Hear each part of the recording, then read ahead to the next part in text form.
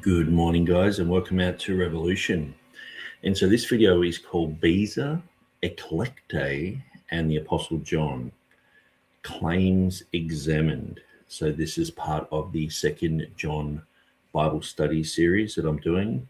And so I've actually got written part 2 in the title. I just noticed where it should be part 3, but I'll fix that later.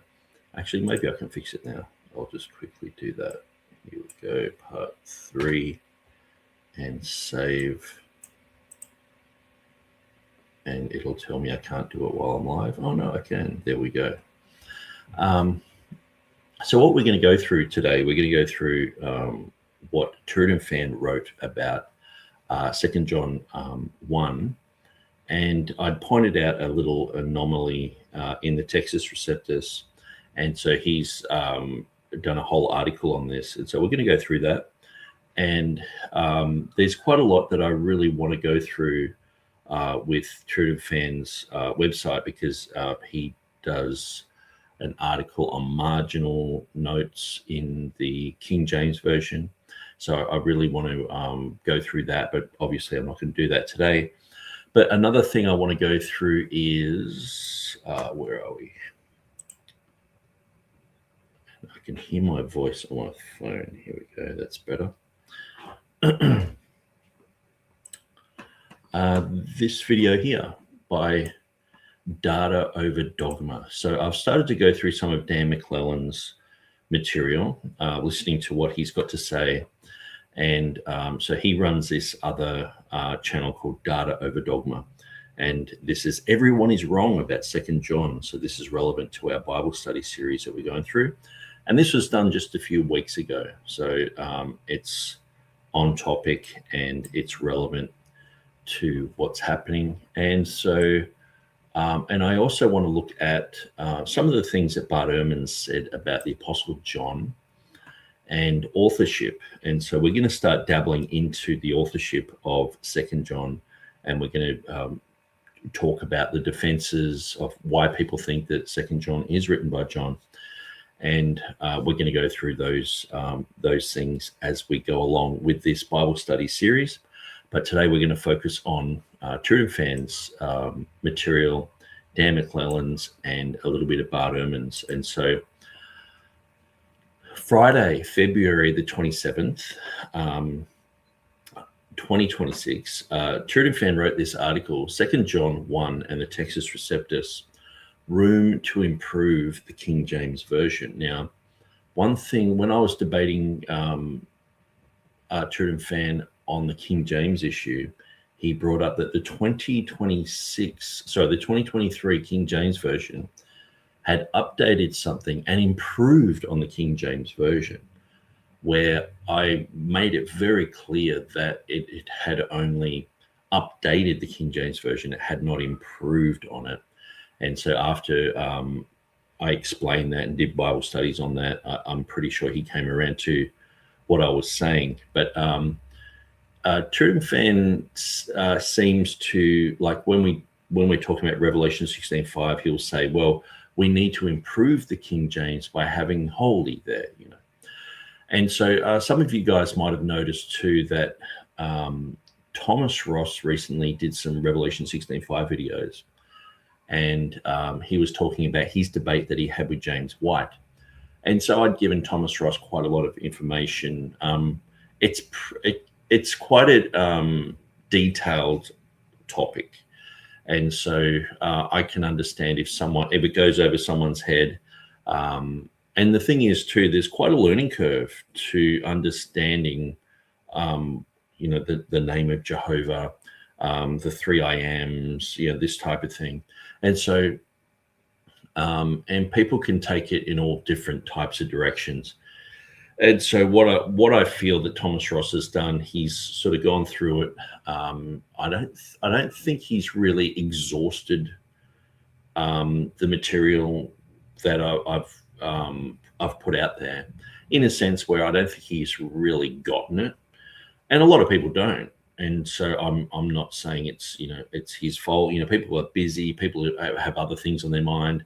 But he has gone quite a long way into examining these things. And I think his dismissal of Beatus of Libana, Homo halberstadensis, the dismissal of the Ethiopic evidence, things like that, I thought was a little bit rash and a little bit strange. I couldn't. Sometimes Thomas Ross can be a little bit sort of blunt, and sometimes that's good. You know, he'll be really blunt on for a good thing, but then sometimes he'll be really blunt, and it's like, no, you really should look into that a little bit more.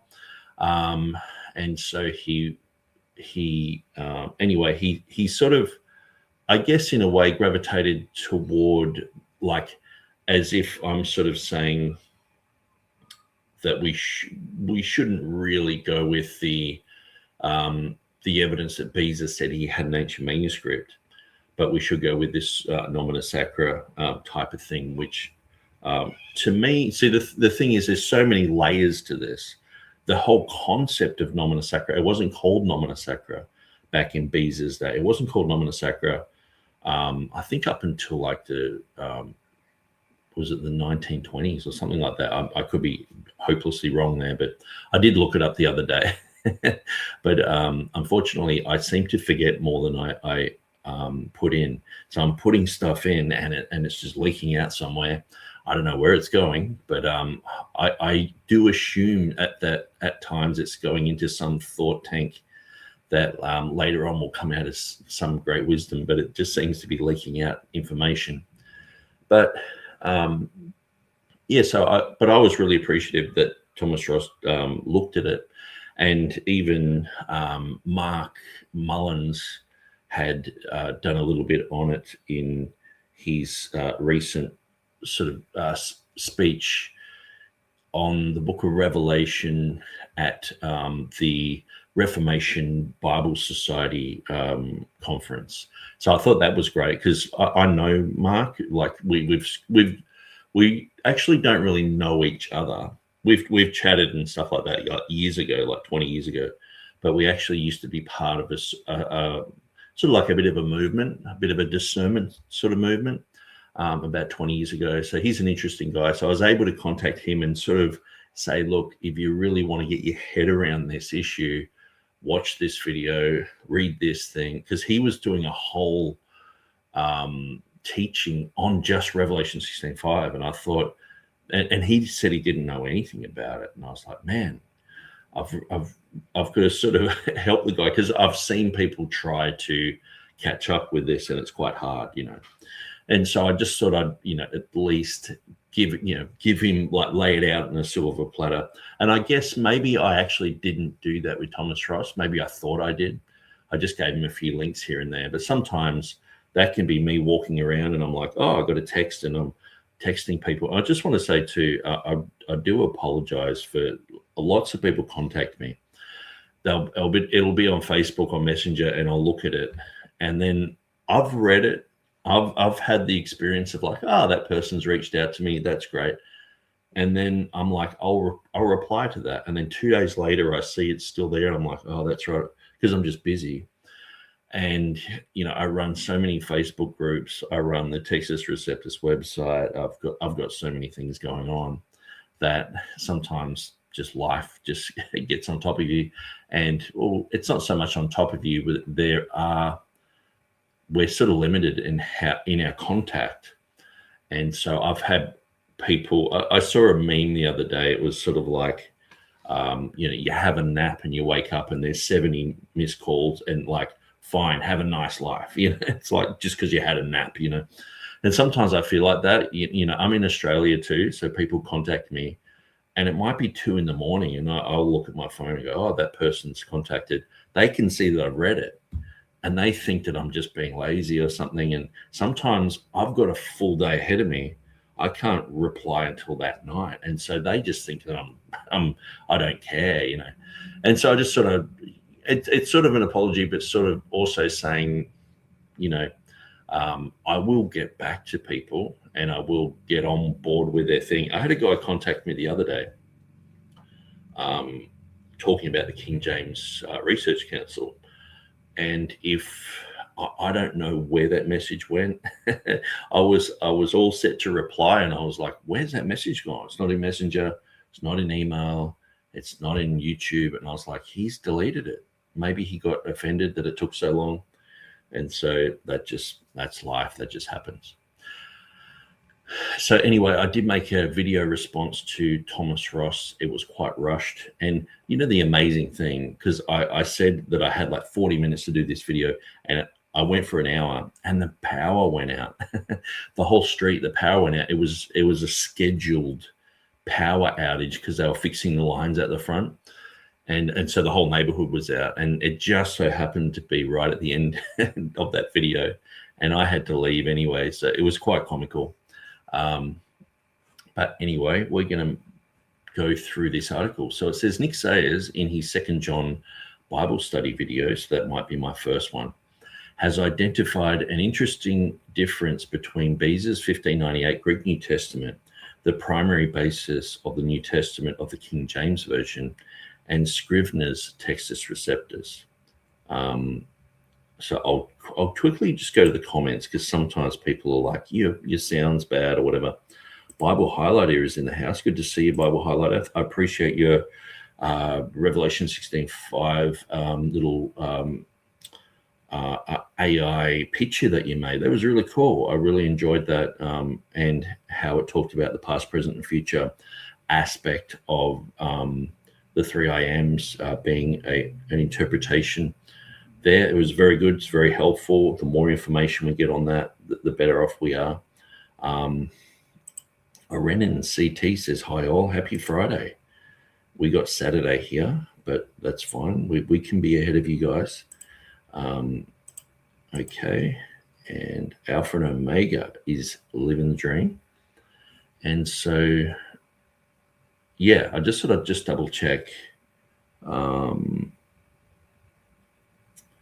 Because sometimes people go, your audio is not working. And I've actually talked for like 40 minutes, I think, with my audio not working. It was a very sad day. Okay, so yeah, I did discover this. I discovered it quite a few years ago, this little difference between Theodore Beza's text and the rest of the Textus Receptus tradition. And so TurretinFan lays it out very meticulously, and I really do appreciate the hard work that TurretinFan puts into these.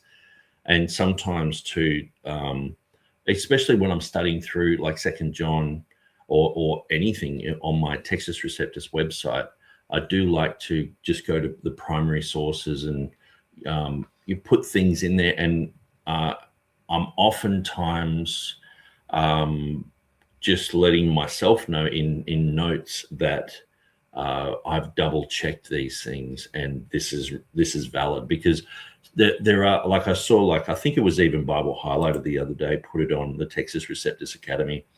It was the text of Theodore Beza. I think it was on some Bible software.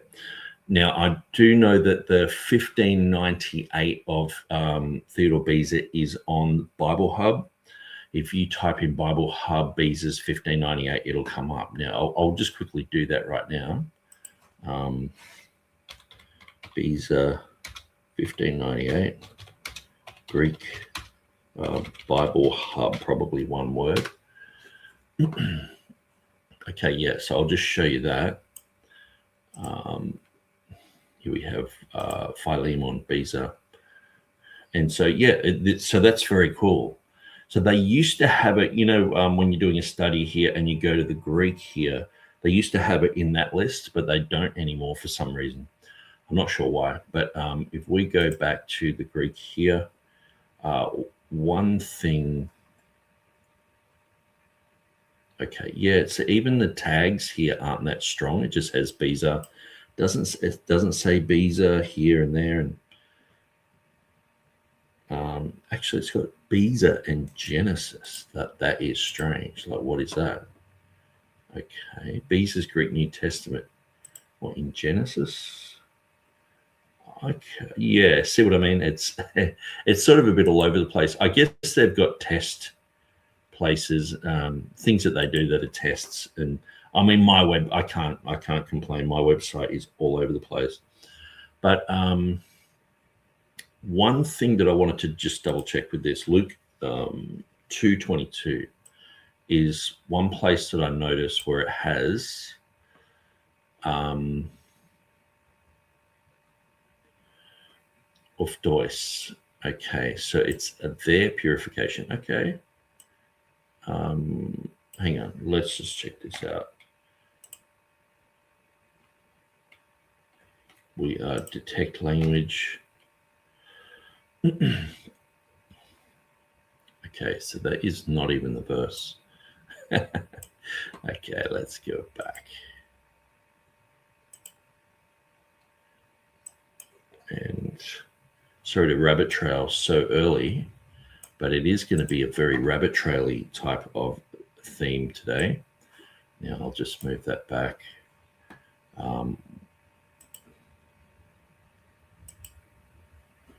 Okay, so I went to Luke 1. We're supposed to be in Luke 2 and 22.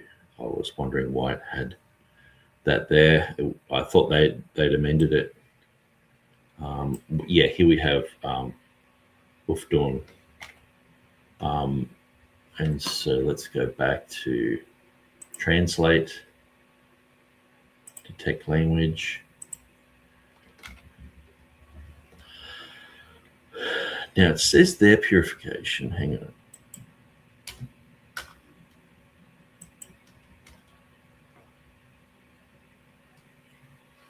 They have fixed it. When the days of their purification according to the law of Moses.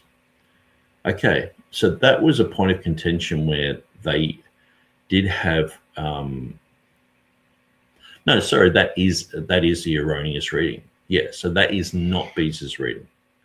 We can clearly see if you do a study into Luke 2:22. I'll just quickly go there. Luke 2:22, Textus Receptus.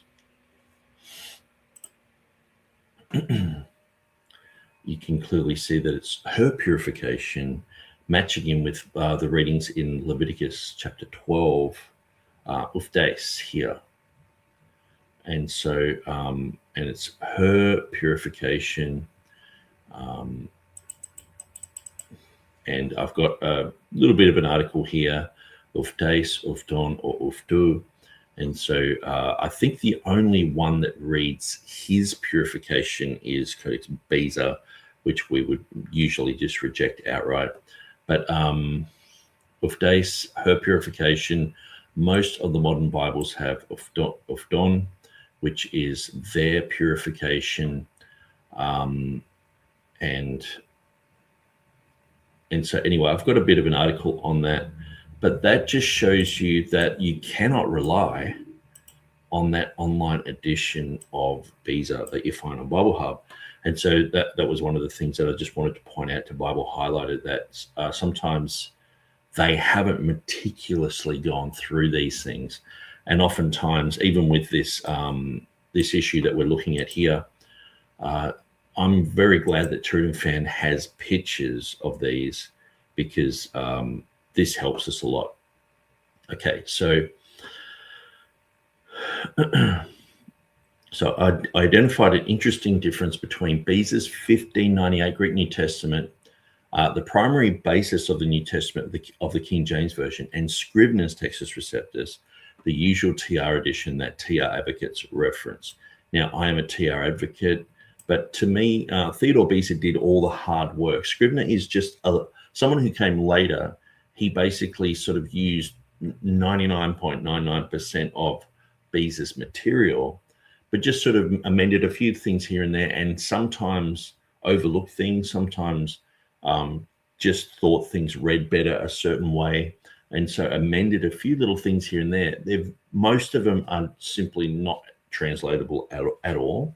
So there's hardly any difference, but I'm a stickler for like, look, we should just keep everything as they have been rather than change things. And so anyway, Scrivener has a difference between Beza here. So this is something I pointed out to Keith Mason, who runs the Textus Receptus Bibles website.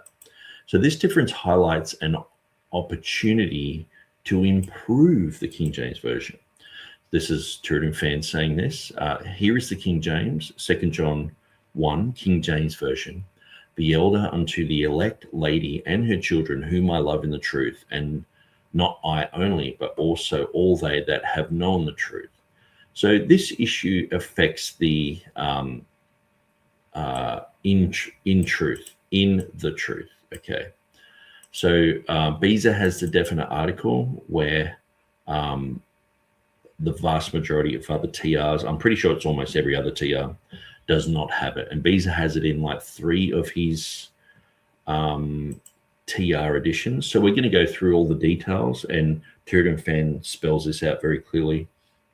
So the phrase "in the truth," and so this is TurretinFan's opinion, the phrase "in the truth" should be rendered "truly" or "in truth" for a more word-for-word translation rather than "in the truth."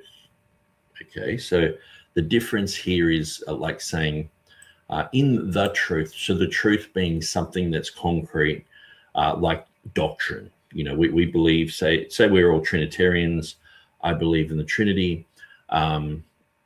That's the truth. So if we both believe that, we believe in the truth. We believe in the truth of the Trinity. Instead of saying, I truly believe the Trinity, it's like a sincerity sort of thing. Or I believe it in truth. I truly believe it, or you know, in truth might be an older way of saying it. So this is like a distinction. And so this is the distinction that TurretinFan is pointing out here. So Beza identified this issue as early as 1556. So 1556 was his first edition, and it was basically a commentary. His full annotations, a commentary on the Latin edition of the Textus Receptus. So it's very interesting. That's his first edition. Second edition, 1565. That was his first Greek edition.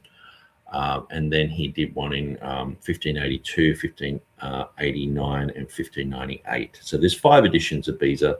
I know some people say there are 11 and all this other stuff. He did 5 major editions. That's as far as I can tell. And suggested changing the Vulgate translation of in veritate. So obviously we see things like verily, you know, like truly, truly, I say unto you. That would be a modern translation of that. Verity, just the truth, or in truth, or in the truth. So the Latin lacks the articles. So Beza suggested changing the Vulgate in verite, which means in truth or in the truth, to vere, or truly, to better convey the sense of the Greek. Okay, interesting. Beza, in his annotations discussed in more detail below, recognized the connection between John's Greek phrase en aletheia, in truth, and a corresponding Hebrew word be'emet, which has the sense of in truth, or really, or seriously. Thus, Beza argued that the text ought to be with vere to convey the sense rather than in veritate, though the latter is a word-for-word formal equivalent translation. Now, I'm going to just see if I'm pronouncing that correctly. I'll jump in here. Let's go to detect language, Latin. I got it right, in veritate. Though the Latin is a word-for-word formal equivalent translation. Okay. An odd thing happened, though, and Beza's main text in 1598 did not align with his Latin text, nor with the much, much later text of Scrivener. Okay, so Beza's 1598 edition has the text of 2 John 1, as follows. So let's just crack this open and I'll explain this picture to you. Bible Highlighter says, for quick fly-by searches, I used the word 7. Christopher Yetzer did point out 2 variations in Revelation 22, but the variations did not go beyond the root verb. But yeah, I agree that for important presentations and official studies to publish that are important, they should be checked out with a printed edition at archive. Yes, very, very good. Okay, so we're going to this archive page. Speaking of archive, there we go. Let's go down here. All right, so I might just see if I can go full screen here. There we go. So this is Beza's 1598 edition. Now, Beza's 1598 edition, we're just waiting for that page to load up properly. Here we go. So we've got the heading here, and then we have the Greek on one side and the Latin on the other. So the Greek comprising of the Textus Receptus in one column and the Latin in 2 columns. One is a translation that Theodore Beza has made, and the other one is the Latin Vulgate for comparison. So here we see the ho presbyteros eclecte curia kai tois technois aftois. So this is the beginning of 2 John. So we have these 3 columns, and this is a Latin presbytera eclecte domine. And so the elder to the elect lady. And then we have down the bottom his annotations, sometimes called annotationis by certain scholars. And he'll go through, what the Latin is, and then the Greek presbyter or presbyteros, and he'll talk about that. And so we will go through these annotations one day. We will go through and chat GPT these and check out exactly what he's saying, because I want to do an in-depth study into 2 John. And I noticed here it is a little marginal note that does have the, it has Veritatis mentioned here. So that's interesting. And yeah, so that's pretty much how you would look at Theodore Beza's text. So the relevant difference is the presence in Beza of an article before the word aletheia or truth the first time it appears in the verse. So we're looking at this one, NT aletheia. So we're looking at the T definite article there. And so TurretinFan has written it down here. He's highlighted it for us. So we have ho presbyteros eclecte curia kai tois technos aftes, and then we go on to ois ego agapo en ti aletheia. And so if we look at, say, Scrivener's edition, he does not have a T in front of aletheia, and nor does most of the TR editions. Most of the TR editions do not have this. So it's just a quirky little thing that I found. And what I realized was that, say, the New King James, so this does affect Bible translation. So if we go to 2 John 1:1, we'll just have a quick look at Bible Hub and some of these translations. But say if we go to the King James, the elder unto the elect lady and her children, whom I love in the truth. Okay. Now, New King James says the elder to the elect lady and her children, whom I love in truth. So notice the difference there, in the truth or in truth. So the King James translators were using Beza's 1598 to translate. They use the definite article. But it's interesting that other earlier English Bibles also have the there, but in the Greek there is no definite article before Beza. So it's interesting. So the New King James does not have it because they followed Scrivener. believing Scriveners to be, an exact representative of the underlying text of the King James Version. So they've just gone along and just done this. But really, the article should be there, and because it does make that distinction in the truth, where we're talking about the truth of, the deity of Christ or something like that, or are we talking about just, oh yeah, I love you in truth. I truly love you guys. I really, really do. I'm sincerely telling you that I love you guys, sort of thing. And so, yeah, it's a minor little thing. It's a storm in a teacup, but it is to do with the TR issue, TR distinctive issues. And so I'm glad that TurretinFan has done all this homework. Obviously, I've pointed it out 15 years ago or whatever. I've brought it up because I'm doing this study. But I'm glad that he has gone through and done all this hard work for me. One might wonder whether Beza's annotations shed any light. Beza's annotations is as follows. So he's got the annotationes or annotations down here.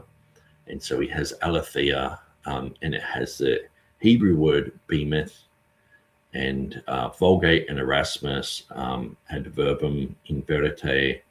So he talks about that issue there. In the following transcription, I've added modern vowel points to the Hebrew behemoth.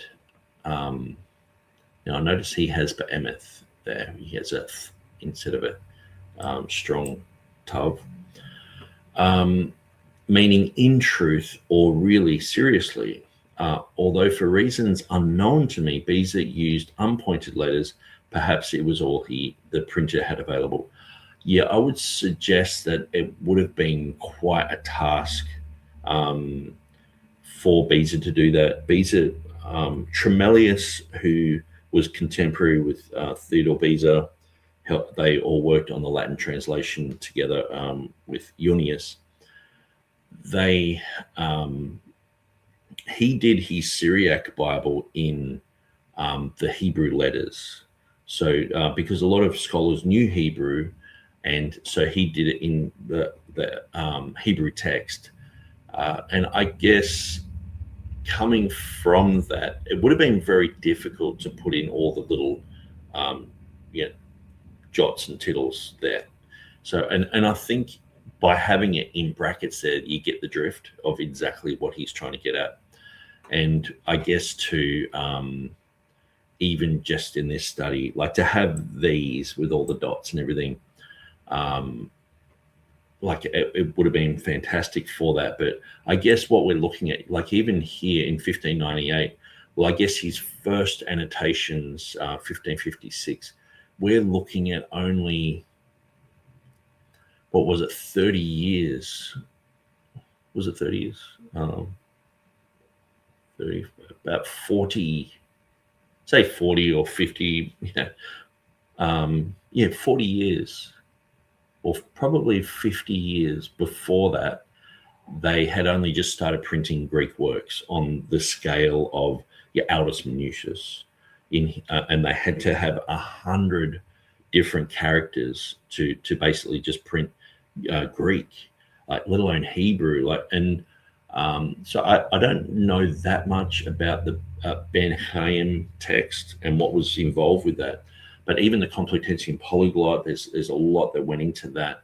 And so I guess it just comes down to, do you become bogged down with all that detail, or do people just get that, And so I'm all for having all the vowel points. I remember when the Textus Receptus was first put online, and I'm pretty sure it was actually Kirk de Vitro who worked on that, putting it online. And he didn't put any pointings like vowel points or smooth breathing, rough breathing, and any acute symbols. And I was like, no, we need that. And because I had the printed edition, and I was like, surely someone can just put all these little things in.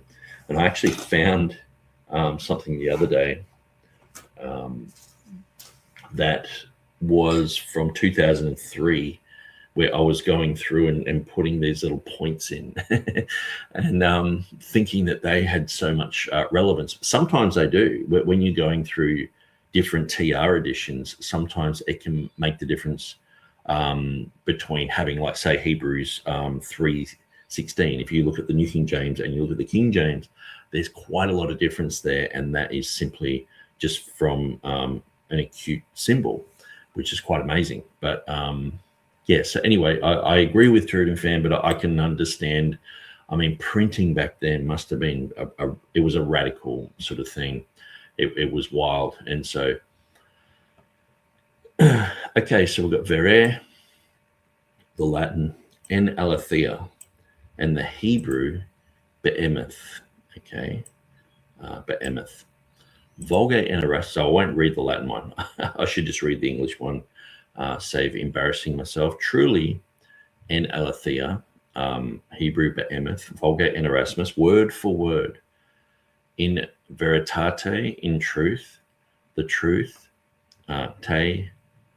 So that's it does seem to move sometimes on TurretinFan's blog spot. I know it can be hard. I've got blogs and I try and put stuff on there and it moves around, and you expand the page a little bit and everything goes all wonky. But yeah, it is hard to get the exact way that it would come out in print.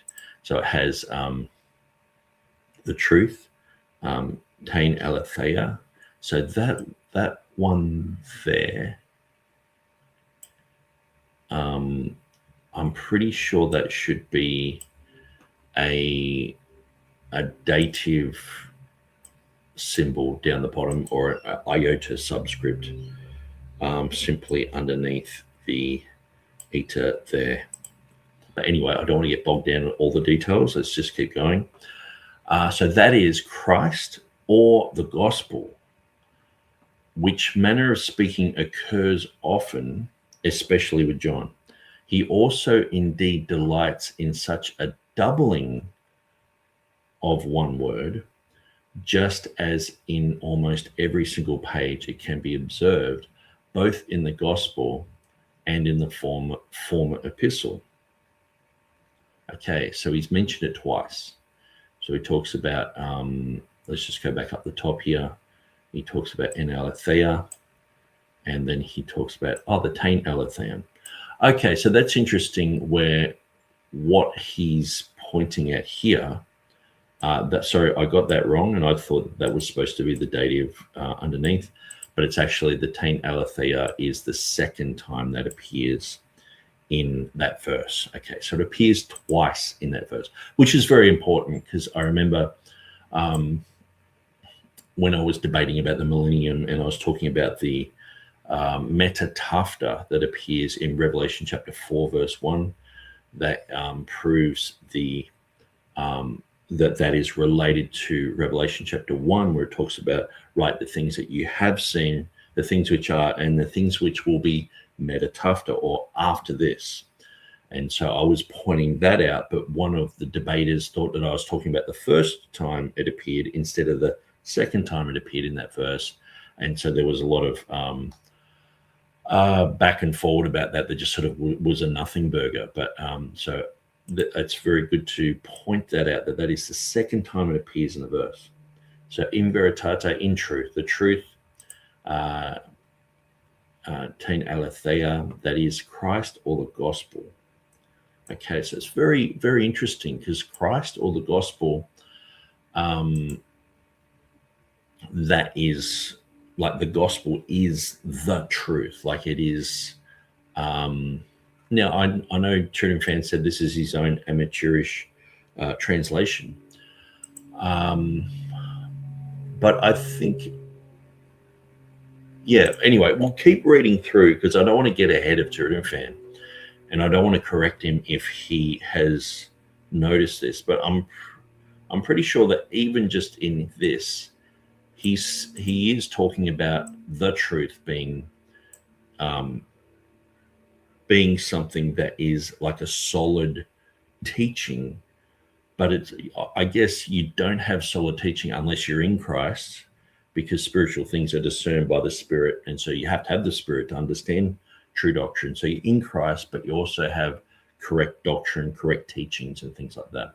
So that, to me, that would point more toward the King James reading rather than just pointing toward a sincerity. I sincerely love you. Now, the whole verse is, the elder to the elect lady, whom I love in the truth. So I would say, whom I love in the truth of the gospel, the truth of being in Christ and born again.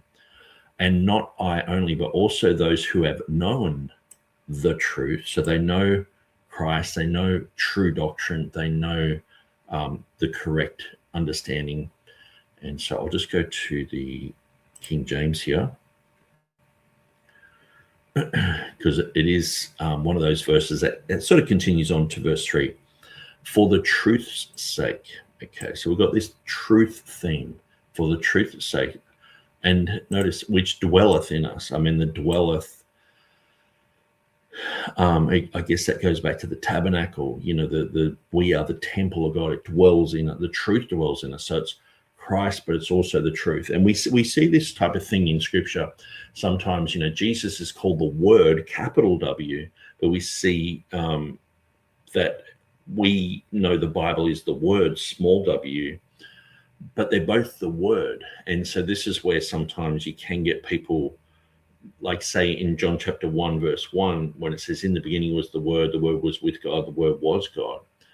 It's not actually talking about the Bible, because the living Word, if Jesus was in front of me, when he was in Israel, they crucified him, they hurt him, they punched him, they pulled his beard out, they hung him on a cross. The Word in the flesh, that happened to him. Now, if I get my Bible now and spill coffee all over it, and I'm like, well, I have to chuck it in the bin, it's just words on paper. I can't hurt that Bible. If I burnt it, yeah, it's fine. You know that, and that's what they used to do with some of these old manuscripts. It's like, well, it's all worn and tattered and it's hard to read it.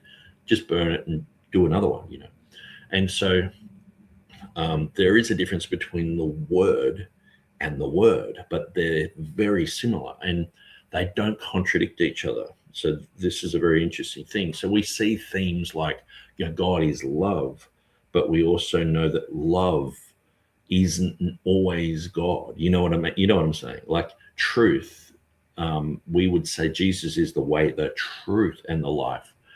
And we can know something that's true. You can know 1 + 1 = 2, but is 1 + 1 = 2? Is that God? Well, you know, God is truth, and so sometimes we've got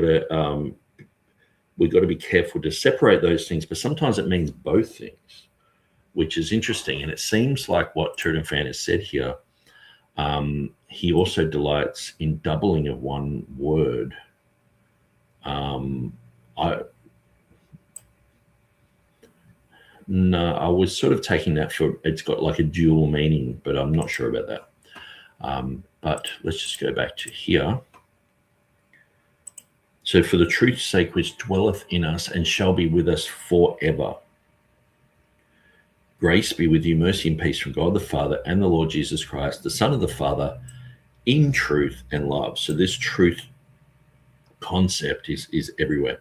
Now, one thing that's interesting in the translation of the Urdu Bible, some of these Bibles actually get half of verse 1 and put it into verse 2, and get half of verse 2 and put it into verse 1.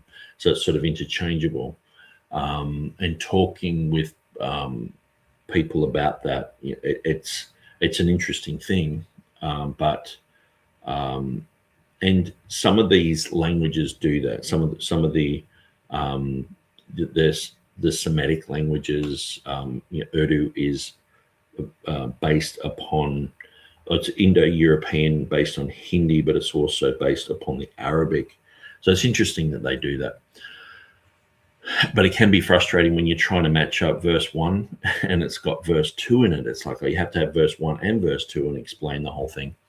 It's just quite a lot messier. It's I like it when, that's why I like Greek, because it's so sort of one for one most of the time. I mean, you can get to the point where you have a Greek word that's not even mentioned until 6 verses later. That happens in Ephesians, which is amazing. But anyway, I'm rabbit trailing.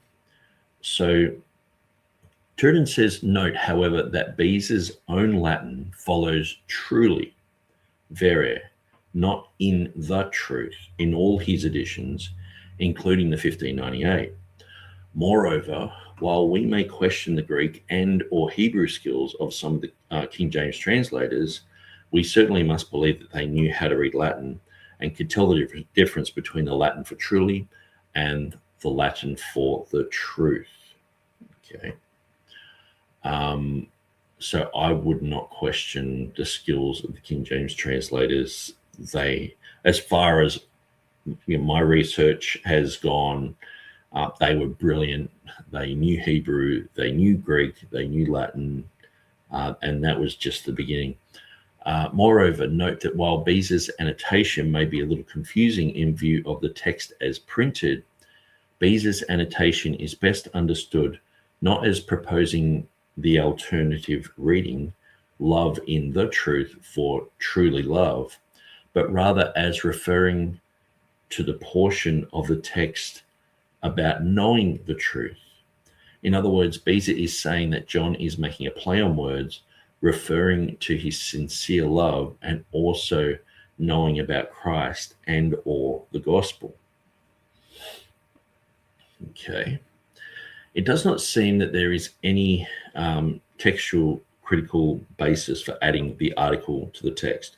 For example, Stephanus's 1550, Beza's primary source for textual critical material, does not offer any textual variant information regarding 2 John and does not include the article in the main text. So if you've just joined us, this is TurretinFan's article about what I've pointed out in the Textus Receptus here. And so we have Stephanus, probably not the best text, but we can zoom in here, and all we're trying to do is sort of prove that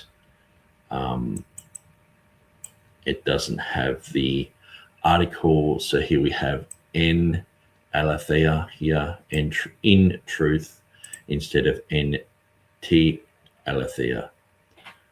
Okay, and so I'll shut that one down. So furthermore, Beza's own editions before and after the 1598 edition are inconsistent. Okay. The 1604 minor edition, which does not have full annotations, omits the article in the text. Okay, so let's actually, I might just open the picture. That's easier than opening the full book. Okay, so here we have ho presbyteros eclecte curia kaitois technois aftes us ego agapo en aletheia. So it should say en te aletheia. So that's interesting. But what I've noticed is if you go by the year, say 1604, it's a minor edition. Some of these minor editions don't match up with the major editions that he's doing. So, and that's why I always point to these 5 major editions. So I'll show you how I've sort of mapped out Beza. And this can help when you're going through, because I know Stephen Boyce was trying to make a claim that there was a 1611 edition of Beza that was made after he died, because he died in 1605, and that overrode his previous work. But what I showed was that edition was simply like his 1565 edition reprinted. So sometimes he's actually going back to an earlier edition. So I might be able to show this in Matthew 1:1. And hopefully this loads up perfectly. Yes, it did. So this is my website here, and lots of information about Matthew 1:1. I just put this in yesterday, Bengal's Nomen Novi Testamenti, and I just put that in there, just not that I so much agree with him, but just so it's information on there. I'm not sure what I'll do with that. Now let's go down to, so we can see, say Stephanus, he has his 1, 2, 3, 4 editions here, and it's quite easy to see them. But what we see with Theodore Beza is he had quite an array of different types of editions. So we see his 1556, 57 edition, and I've got links to those. You can go there. 1559. So this is an unauthorized basal edition. So some people were doing things on the side. Other people were doing things like, say, with Beza's usual printer, which was Henry Stephanus, the son of Robert Stephanus. So then we have the 1565 edition here. I think I said 1565 there, but I meant to say 1563. A bit dyslexic this morning. So 65 edition, and then it goes on to like a minor edition, and then we have another minor edition. Then we have Tremellius's Syriac New Testament with Beza's Greek and Latin text included, so you can look at that. So it's good to know that Tremellius's New Testament is part of that edition, and then we have a Latin only. And so you can see there's lots of these minor editions, but what I've done is I've put the 1, 2, 3, 4, 5 down to the 1598. So we have a minor edition in 1604. And so I think that clears up a lot of stuff. Now, there is a guy called Timothy Decker, and he seems to be doing a lot on the Textus Receptus. Now, he seemed to say that some of these minor editions were like had their own type of readings and things like that. I've yet to sort of prove that or disprove that. What I usually do is just stick with the major editions, the 5 editions. And when it's in a minor edition, I'm sort of like, well, what is that? Because some of these, they go back to earlier things, and there were reprints as well. Like even they were reprinting Erasmus's material through this time as well. So that might have been the 3rd edition or the 2nd edition, and so they were reprinting, like I was saying, Stephen Boyce pointed out that in 1611 they had this Greek text of Theodore Beza that didn't have Esomenos in Revelation 16:5, but it was actually a reprint of the 1565 edition, because some people just wanted to know what they were saying back then. They wanted all the editions, So anyway, I just sort of point that out, that helps to understand how Theodore Beza lays out his manuscripts. And I guess that's probably the place where I've got the best representation of that. What I had thought earlier and what seems to have become popular, unfortunately, probably because of my website. If I go to, say, Matthew 1, let's just go to, say, verse 23 or something. I'm not sure if this will work. We'll just double check it.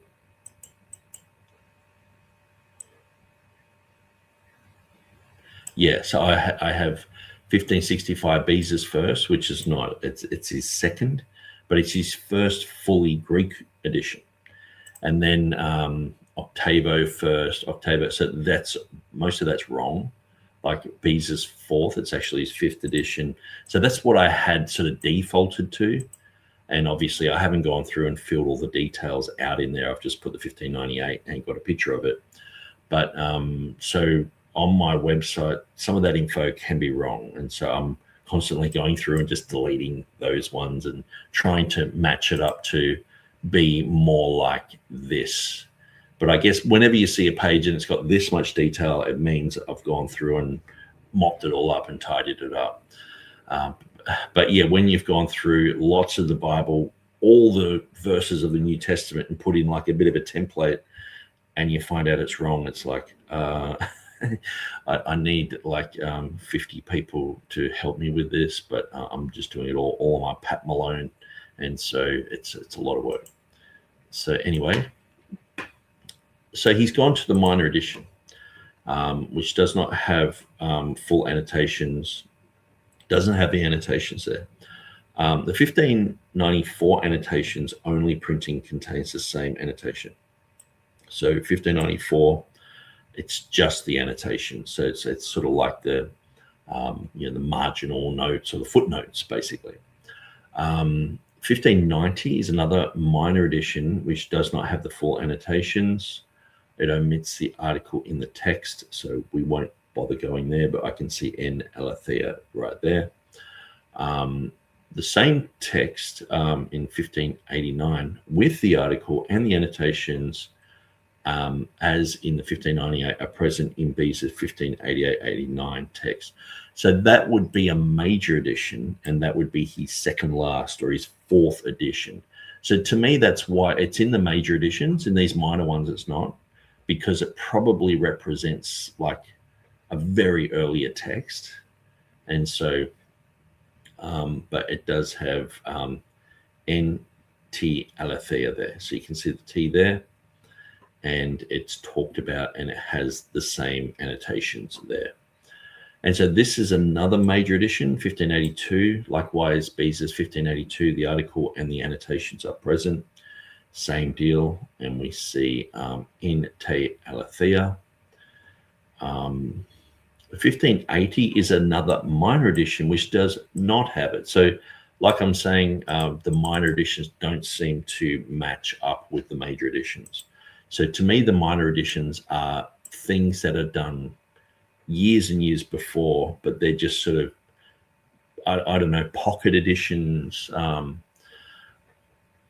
which don't really match up with the major editions that have occurred. And so we can see the Agapeo and Aletheia doesn't have the T there. 1575 Latin only has the same Latin text, but offers consistently throughout. Okay, so it's got the same Latin text. 1567, another minor one which doesn't have the annotations, omits the article. So we can see that here, Agapeo N Aletheia instead of N T Aletheia. 1565, likewise, in his 1565 edition, his text omits the article. So what I would suggest is what's happened here. 1565 is a major edition. That's his second edition, and that's his first one where he had the Greek text there. In his first edition, he comments on the Greek text, but he doesn't have it there. It's just like annotations, but it's got the Latin there. So his second edition didn't have it. So I would say all those minor editions are based on the second edition. And to me, that just makes perfect sense. And that helps sort of understand why. Because if you're just going through a chronological sequence, you're like, well, Beza has it in 1 minute and doesn't have it the next. He has it 1 minute and doesn't have it the next. It's more like just say like the New King James, they did updates between the one I've got right in front of me, the 1979 edition. That's just the New Testament. That's what first came out. Then they did a 1982 edition. Then they did a 1984 edition. Now there's changes between them all. Probably the most changes are between the 1979 and the 1982. 1982 included the Old Testament, as did the 1984. Now, just say someone had a 1982 edition, like a pocket Bible, like a Gideon's or something like that. That's how I see these minor editions. Like they're sort of like a bit of a pocket thing, but they go back to an earlier one, where the 1984 one is sort of like where they've gone, yes, that's definitive. We're going to stick with those readings. So there's only a few little minor changes, but it's enough to go, okay, that's different. And so that's how I see it. these minor editions just go back to the 1565. So it's just a technical thing, but hopefully that brings some more understanding as to why it seems chaotic like that. 1557, Beza's Latin edition of 1556-57 includes the same annotation, but it is based upon the Latin there, as the Greek is talked about, but it's not present in the actual text. So in summary, all of his editions have Latin for truly, and all of his editions with annotations seem to have essentially the same annotations. On the other hand, Beza's three finer major editions, 1582, 1589, and 1598, all have the article, but the first major Greek edition, 1565, and all the other minor editions lack the article.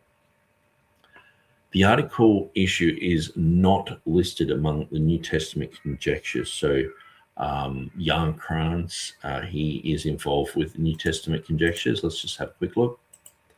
So he is working for the guys in Munster, and they go through and look at New Testament conjectures, places where people have added information to Scripture. There might be a definite article, or there might be something they've added to the text. So that's not loading that quick, so I'll just keep reading as that loads. Likewise, I could not find any mention of this change in Beyond What Is Written, Erasmus and Beza, and Conjectural Critics of the New Testament by Jan Krans. Based on the collation provided via INTF, let's have a quick look at that, I was not able to locate any transcribed manuscript with an article in the position that Beza places it here. So if a deliberate insertion, it would seem to be a conjectural emendation of the text. So I would say it's an emendation of the text, but it doesn't mean it's conjectural, just because we don't have information in front of us to show why he did what he did. These guys always had Greek evidence for their readings, and so yeah, let's look at 2 John 1. Okay, so here we have Curia is N Curio by Junius, and this is a substitution. Richard Bentley has Menusan, and that is a substitution. So we see quite a few different things here as we go through 2 John, and we can look at those. The citation here can be looked at. That's actually an interesting thing that I'll look into. And it says it's by Junius, Patriticus Junius. So it mightn't be the same Junius I'm thinking of. But anyway, that's interesting. Okay.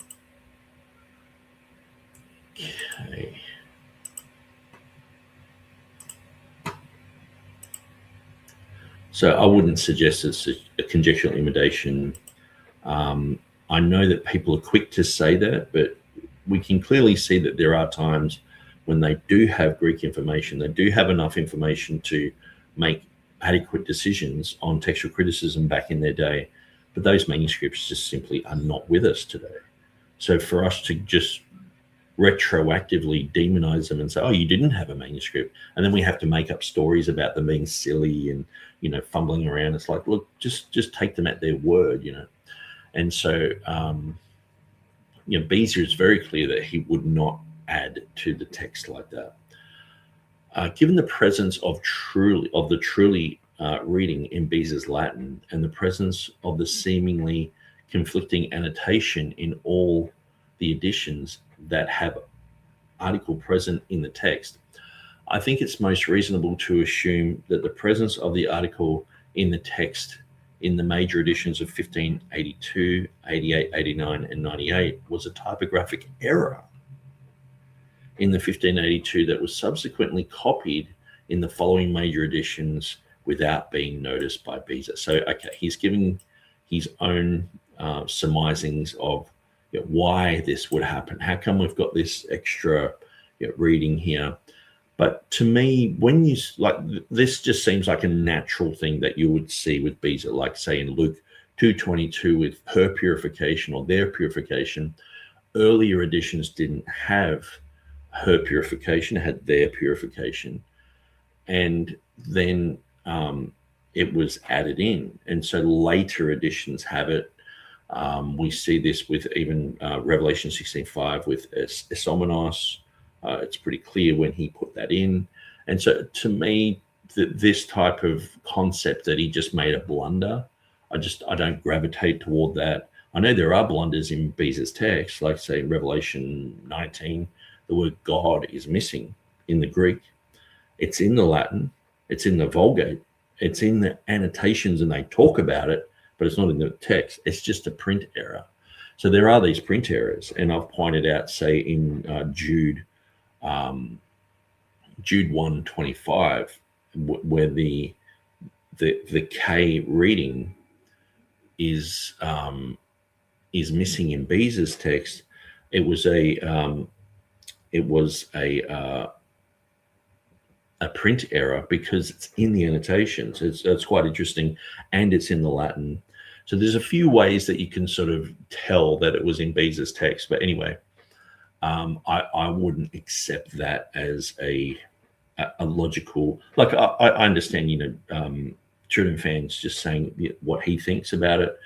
In my understanding, whenever I examine these things to the nth degree, I come up with evidence that for the reading. That's what usually happens, and so I would default more to that than it's just a typo that something got added. The King James translators, who we believe relied on Beza's 1598 as their primary text, seem to have followed Beza's main text over his annotation. They did not translate in truth, truly, indeed, or the like. Instead, they translated in the truth without any indication that that was being supplied. So here we have the elder unto the elect lady and her children, whom I love in the truth. And not I only, but also all they that have known the truth. Okay.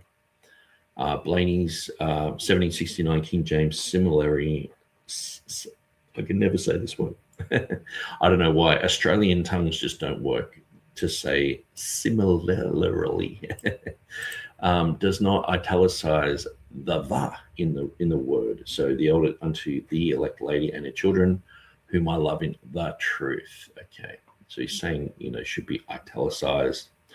Matthew Verscher's Pure Cambridge edition, published in 2006, claims to be scrupulous about italics and likewise does not italicize. Okay, the truth. On the other hand, Wycliffe's 1398 has in truth. So he's got the source there, but we'll just skip over that. English translation starting with Tyndale had introduced the English article. I had not extensively researched whether there were any better English translations available at the time. The Bishop's Bible, 1568, has the elder unto the elect lady and her children, whom I love in the truth. So it's very interesting. They have the truth there with the article. 1560, Geneva Bible, the elder unto the elect lady and her children, whom I love in, and that's just a footnote indicator. It's not the truth. Whom I love in the truth. Tyndale has the elder unto the elect lady and her children, whom I love in the truth. So they all have the truth, just like the King James does. So it's very interesting. Given that the King James translators were aiming to edit the Bishop's Bible only where the originals demanded it, and given that Beza's 1598 seemed to support for the article present in the Bishop's Bible, it seemed that the King James translators followed Beza's main text over his Latin translation and his annotations. thereby maintaining Tyndale's improvable translation. As can be seen from Beza's notes, Tyndale did not have a Greek text with the article in front of him. He had Erasmus's 1516 text and annotations. He probably had his 1522, but that's just a minor difference. The annotations on 2nd John reproduced below in their entirety did not mention the issue, and the main text lacked the article. So here we have agapeo en aletheia, not en ti aletheia, and it's not mentioned in annotations. An interesting collision of a week, but by 1611 already traditional translation by Tyndale, coupled with either a typographic error or conjectural emendation in Beza's 1598, resulted in the King James Version at 2nd John 1 having some room for minor improvement by omitting the definite article. Okay, so there's quite a lot in that. I'll just quickly explain through that. And we're going to read Chris Yetz's note here as well. I'll just catch up on these comments. Aaron's beard is in the house. Good day, brothers and sisters. Everyday Man of God Ministry says, good evening, Nick and everyone. Hello, Everyday Man of God. And people are just saying hi. So I'll explain this, and then I'll read Chris Yetz's comment, and then I'm actually going to look at some AI information on this. So I threw this whole article into AI just to see what it would spit out. So that will be interesting. So it says here that this is a weak, but by 1611 already traditional translation by Tyndale. And so what would my reply be to that? Well, I would say that perhaps TurretinFan is reading too much into how the Latin has, or how the Latin is talked about. Because clearly, if you go to the annotations here, that he has himself translated, it says, in truth means that is Christ or the gospel. So it's a solid thing. Whom I love in truth. And then it says, which manner of speaking occurs often, especially with John. He also indeed delights in such a doubling of one word, just as in almost every page it can be observed, both in the gospel and in the former epistle. And so I think, I'm not sure that,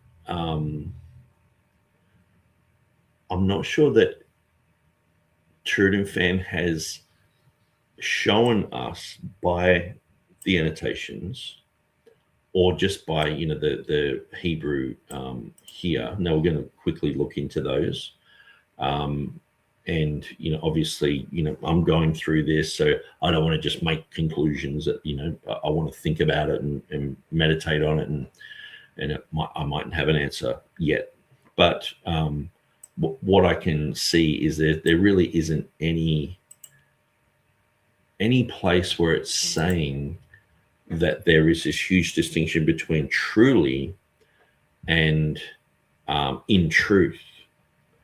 And so I know that I've pointed that issue out in the translations of, say, the New King James, and I pointed out where it's sort of like, I love you in truth, like I truly love you. It can be translated that way. And most modern Bibles can be translated like that. But to translate in that truth is a different thing. Now, sometimes you can have exactly the same translation, but the underlying text is modified, but it doesn't actually change it. Okay. So perhaps, like, say, Tyndale, he read in truth as being in the truth, in a sense where it's just what they call it, anarthrous. It's got no article there, but it's implied that it's in truth, in the truth of, in a sense of, there's no distinction between, or there's no it's not like, oh, it's just a sincere type of thing. It is in the truth. And so that could be read, that could be an appropriate translation of Tyndale, because I guess reading through the final comments here, TurretinFan sort of saying that it's not really, like Tyndale sort of made a bit of a loose sort of, he's made a mistake type of thing, and that's just become a tradition. And then the King James guys picked up on it, and also Beza's just sort of fumbling around, and it just has too many like loose ends there. I don't think that would have happened. And I guess where I would go from here is looking at like language Bibles, also other Greek editions, other commentaries outside of Beza, but yeah, this gets us to the point where we can validate that yes, this is an issue, but it mightn't be a translatable issue. But maybe what I've said, which might have gone in, been a seed into TurretinFan's mind, because I've gone, well, the New King James guys translated it this way because the article's not there, but I'm not sure. I'm only just assuming that that's why they translated it that way. And I'm only just assuming also that the New King James, by having whom I love in truth, I'm thinking that that is synonymous with whom I love in, whom I sincerely love, instead of whom I love in the truth, the truth of the gospel, the truth of doctrine, that type of thing. And so it says, by 1611, it was already traditional, a translation by Tyndale coupled with either a typographic error, so I don't think it was a typo, or a conjectural emendation. I don't think it was a conjectural emendation. I don't think there's any proof of that. In Beza's 1598, it resulted in the King James Version at 2 John 1 having some room for minor improvement by omitting the definite article. And so Chris Yetzer says, what would you say about the net footnote at 3 John 1? The prepositional phrase en aletheia in 3 John 1:1 is similar to 2 John 1:1, although it is not qualified here as it is there. See 2 John 1:1. This is not merely the equivalent of an adverb, truly, but is a theological statement affirming the orthodoxy of Gaius, to whom the letter is addressed. Truth is the author's way of alluding to theological orthodoxy in the face of the challenge of the opponents. See 1 John 3:19. And so that's interesting. A footnote in the Net Bible. Sometimes, Chris Yetzer is obviously a Textus Receptus guy, King James guy, and so he's in Italy working on Italian Bibles. And so, but he's just pointing out here that even in the Net Bible, they're saying en aletheia can be translated in that sort of sense. So I guess that the New King James guys sort of, they have in truth, it does seem to lack a little bit, but the King James is very explicit by having in the truth. But other earlier editions didn't have the definite article, and they still have in the truth. So I guess that's how it is interpreted there. So it would come down to, does vere or veritate, what's the difference there? So I guess further homework for this would be to go, okay, well, how are these words used? What's the usage of these words? These two Latin words, is there a huge difference, or can they be sort of like, can they mean the same thing? Because sometimes the thing is too, what Beza was doing in his Latin translation was he was using the Latin that would be considered the best Latin of his day, which could just be an update. in a sense. So that's how it should be read, rather than, trying to make something. Because sometimes you'll read the Vulgate and it's like, that's really accurate, that's good. And then you'll read the 1598 Latin edition or translation that he has, and it's very similar, but he's just using a few different words, and it's like he's just using, I guess it's like, having a modern English or something like that. He just had a modernized sort of Latin that I guess, Latin readers in Europe could understand fully. And so, but perhaps these mean the same thing. That perhaps that's what he did. But where he got the definite article from, that's a whole nother issue, like looking at manuscript evidence. We have like a collation place here. I'm not really sure how to work that right now, that TurretinFan sort of linked to. But we do have the conjectures, so there's no mention of any type of conjecture other than the curia is en curio there. And I'll shut these other ones down before I get too much stuff. Now, it was vere. Let's see vere. Okay, in truth and truly. But sometimes, just like with English, we have words that drop out of usage. They can go into usage and drop out of usage. So these might have been synonymous. So I guess, yeah, that's where I would sort of gravitate toward, rather than they've just messed up. Because the thing is, Theodore Beza was like a world-leading expert in the Latin language, and I'm not just saying that. Like when I say, Erasmus was a Latin expert, he knew the language so well, he was considered the prince of the humanists. I'm not just sort of beefing up a friend or something, and saying he's the best, like a Bart Ehrman introduction or something like that. Like he's so good, and revving everyone up. Like Beza was internationally recognized for his Latin skills.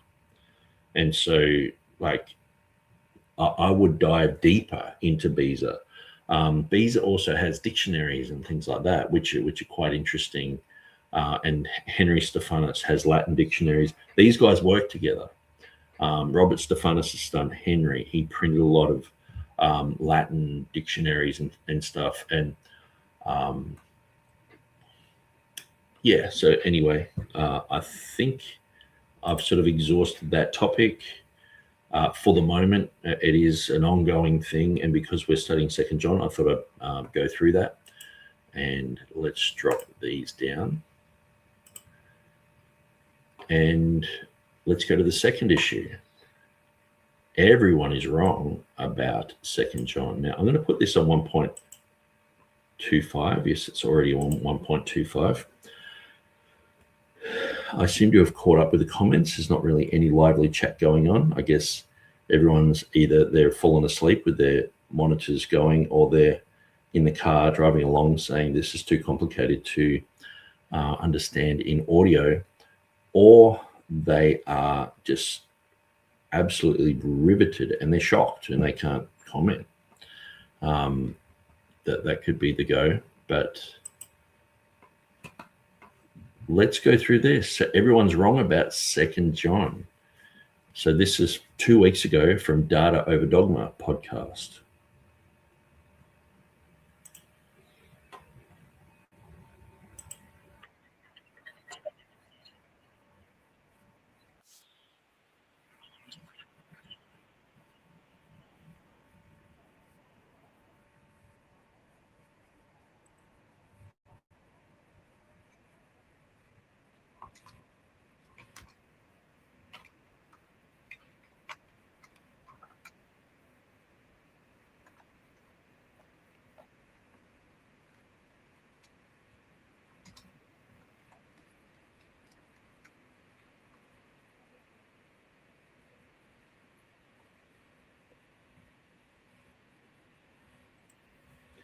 Okay.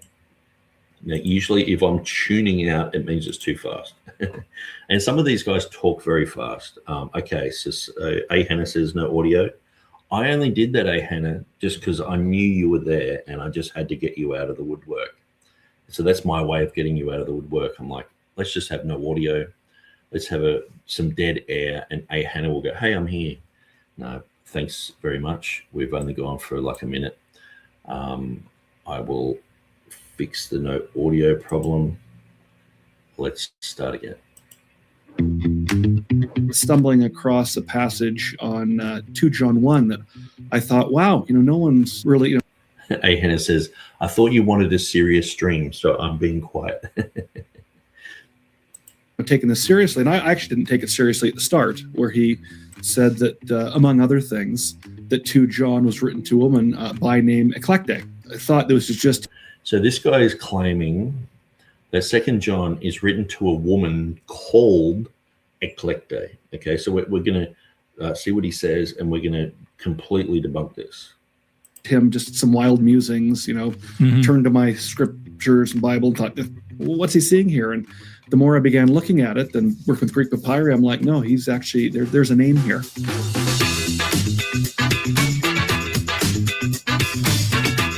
Hey, everybody, I'm Dan McClellan. And I'm Dan Beecher. And this is Data Over Dogma, where we increase public access to the academic study of the Bible and religion, and we combat the spread of misinformation about the same. How are things today, Dan?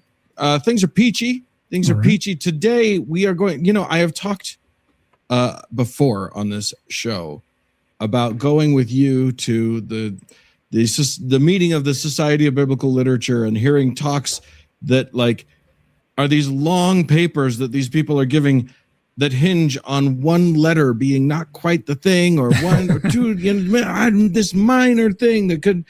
We're going to dive into one of those things. Yes. And I'm actually genuinely excited about it because it's one of the more interesting ones that I've been made aware of. Do you want to introduce our guest?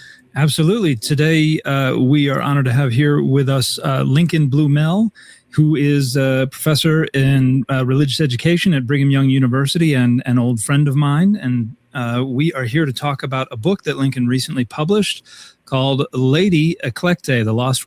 So to me, from my perspective, I could be wrong. These guys could do a whole show on how bad I am. And when I said Tommy Wasserman, someone asked me something, and I had a whole heap to say about Tommy Wasserman. And I said, look, he probably just did it for money, wrote the book to cast the first stone with Jennifer Knust. Because I was like, why would anyone who calls himself a Christian do any type of work with such a heretic? But then I discovered he was a heretic himself. He doesn't believe in literal hell. And there are a whole bunch of things that, he's pretty much on the left. He's really liberal. But Tommy Wasserman personally contacted me and rebuked me, saying, I didn't write the book for money. How dare you say this type of thing? And, it was more like, I didn't expect Tommy to jump in to the chat, But, and I guess, looking back, it wasn't the main thing that I was trying to get at. It was like, why on earth would someone who's part of the academy want to do books with someone who's absolutely, completely heretical like Jennifer Knust, who's like Bart Ehrman? Why would you do that?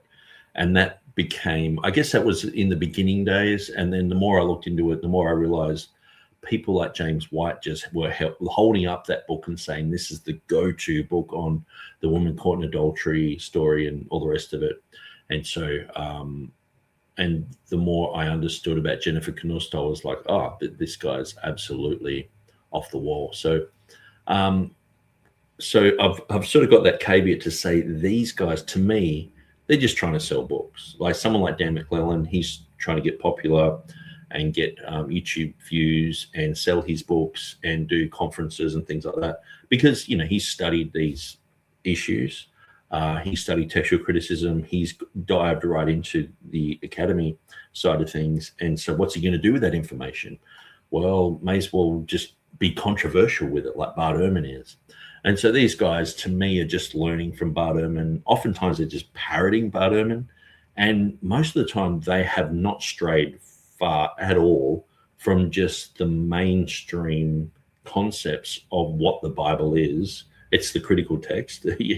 Dan wouldn't say, oh, it's the Textus Receptus, or it's the majority text, or it's the, Aramaic primacy. Like, at least with people who are in disagreement with me, like if they're a majority text person, or like, following stuff like James Snap or whatever, at least they're doing their own thoughts and their own research. Half the time these guys just parrot Bart Ehrman and just, I guess put it into ChatGPT and just say, just word this differently, make it funny.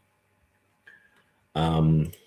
Hannah says he was trying to get a date, so why not write a book with a lesbian? Makes sense. Yeah, it's so weird. Like, why would you write a book with Jennifer Knust? Anyway, let's continue with these guys. So to me, look, I don't know these guys hardly at all. I've listened to a fair bit of Dan's stuff recently in the last month. This other guy just seems to sort of tag along with Dan. I don't know anything about him. And this other guy, as far as I know, Dan is a Mormon, and this other guy in the middle studied at Brigham Young University. So he's probably got Mormon links as well. Maybe Dan is pushing him in this direction. I do see that happen at times where, say, like a Josh Barzon says, I'm going to do a book on the translators, and Mark Ward pumps it, and pushes him in a certain direction, and he doesn't really know much about the whole issue anyway. But he ends up being like the go-to guy and the guru who gets invited on all the shows and says sort of nothing, Woman of the New Testament. Thank you so much for being here, Lincoln. I know it took us a bit to get all of our ducks in a row, but we appreciate your patience with us. It's great to be on here, and I'm excited to talk about the book.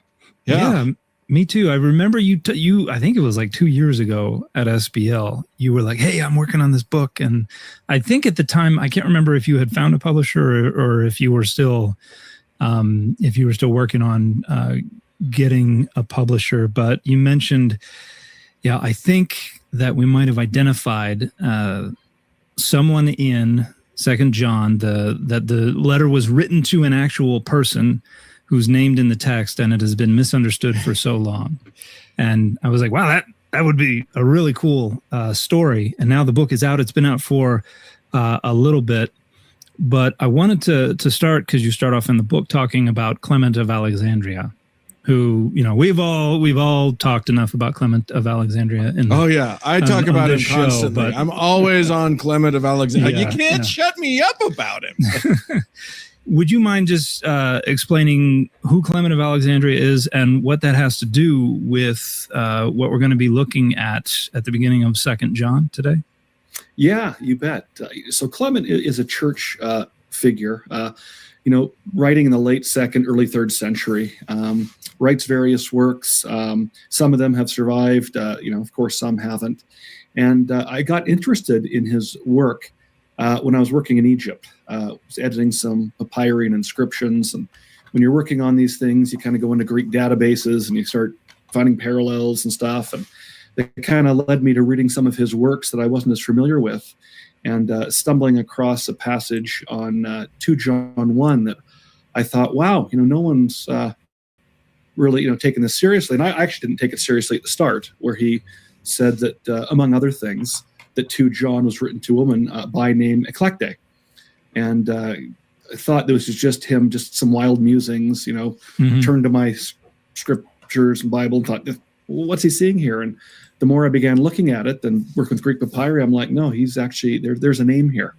Yeah. And so that kind of started off. So let's back up a bit.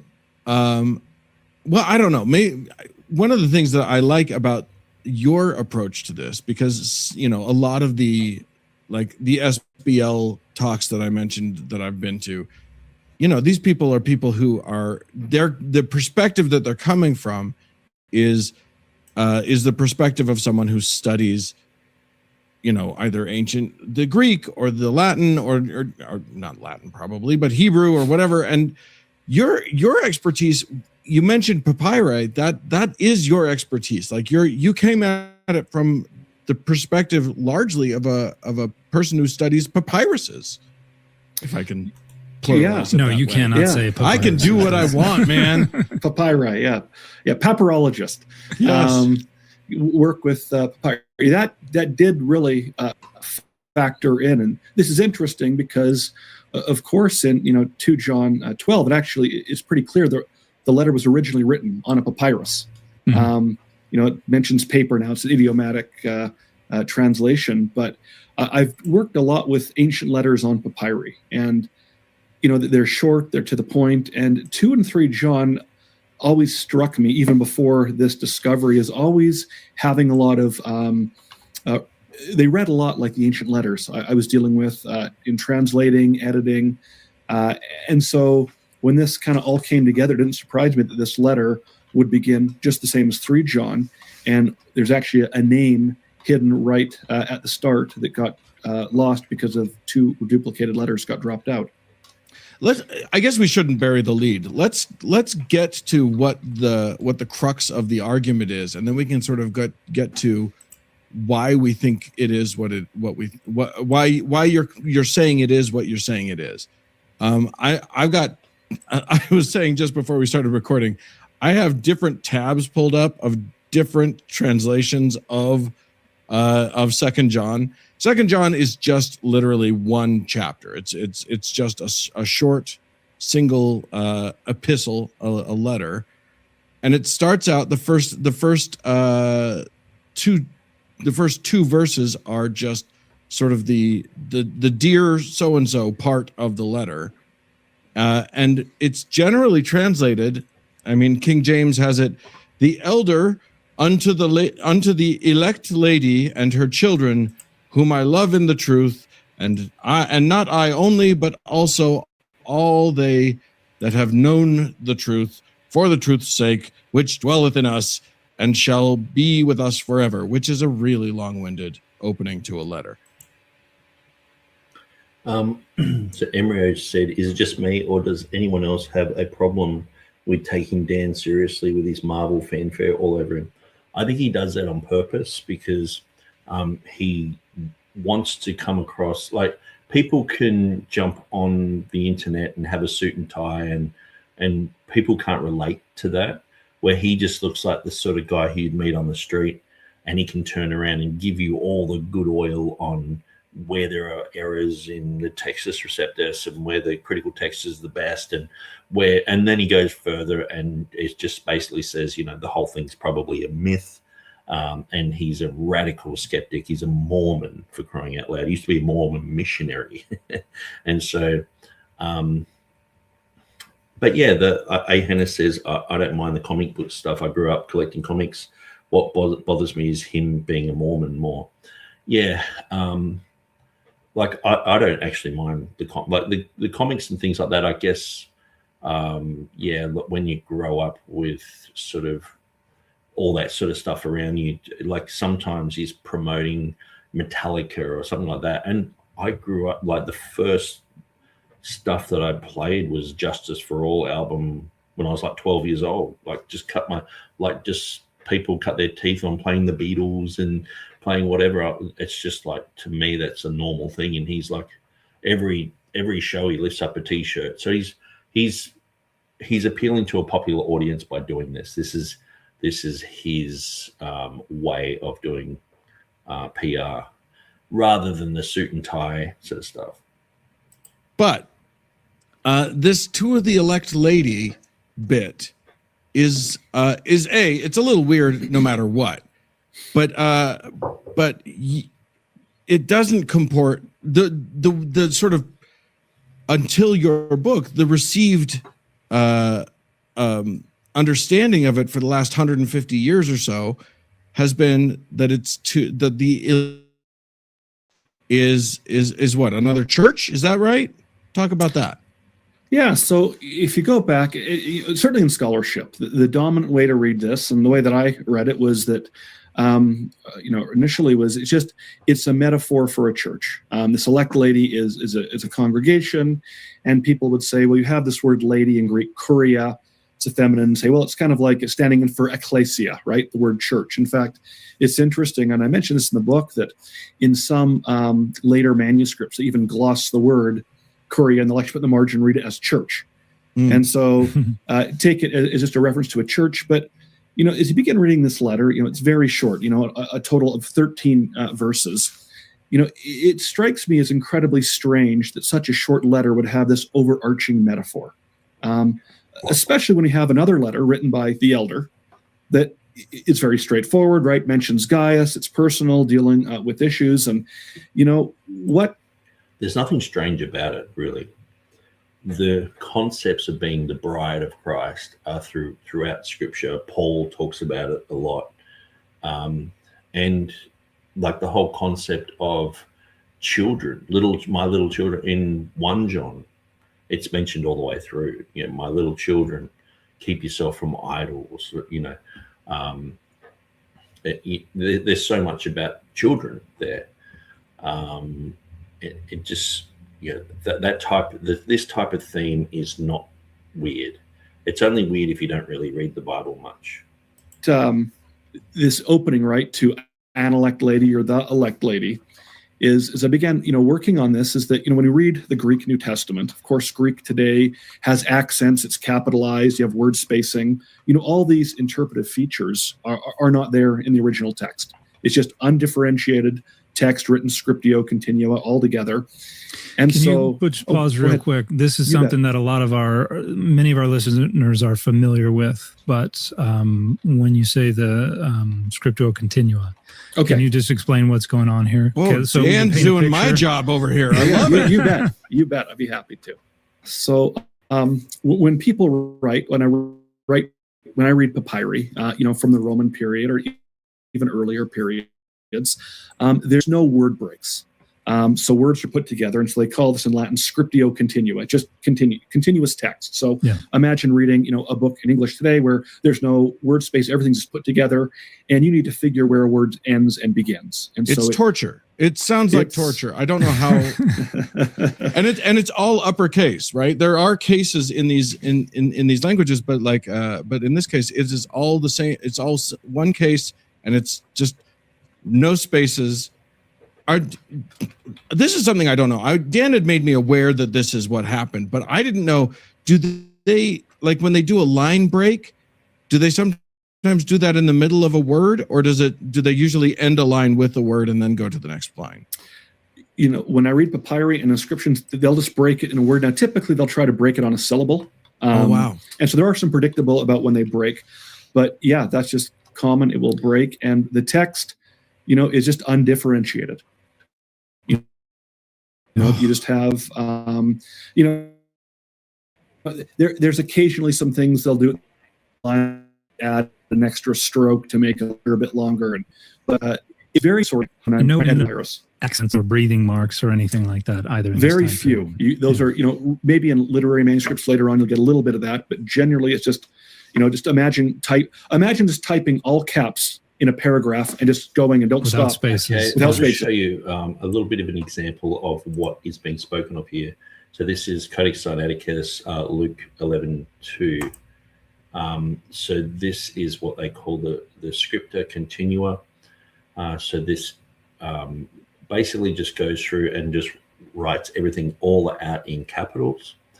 And you have to sort of decide where there are breaks. Now, if you're not fluent in Greek, this will be a nightmare.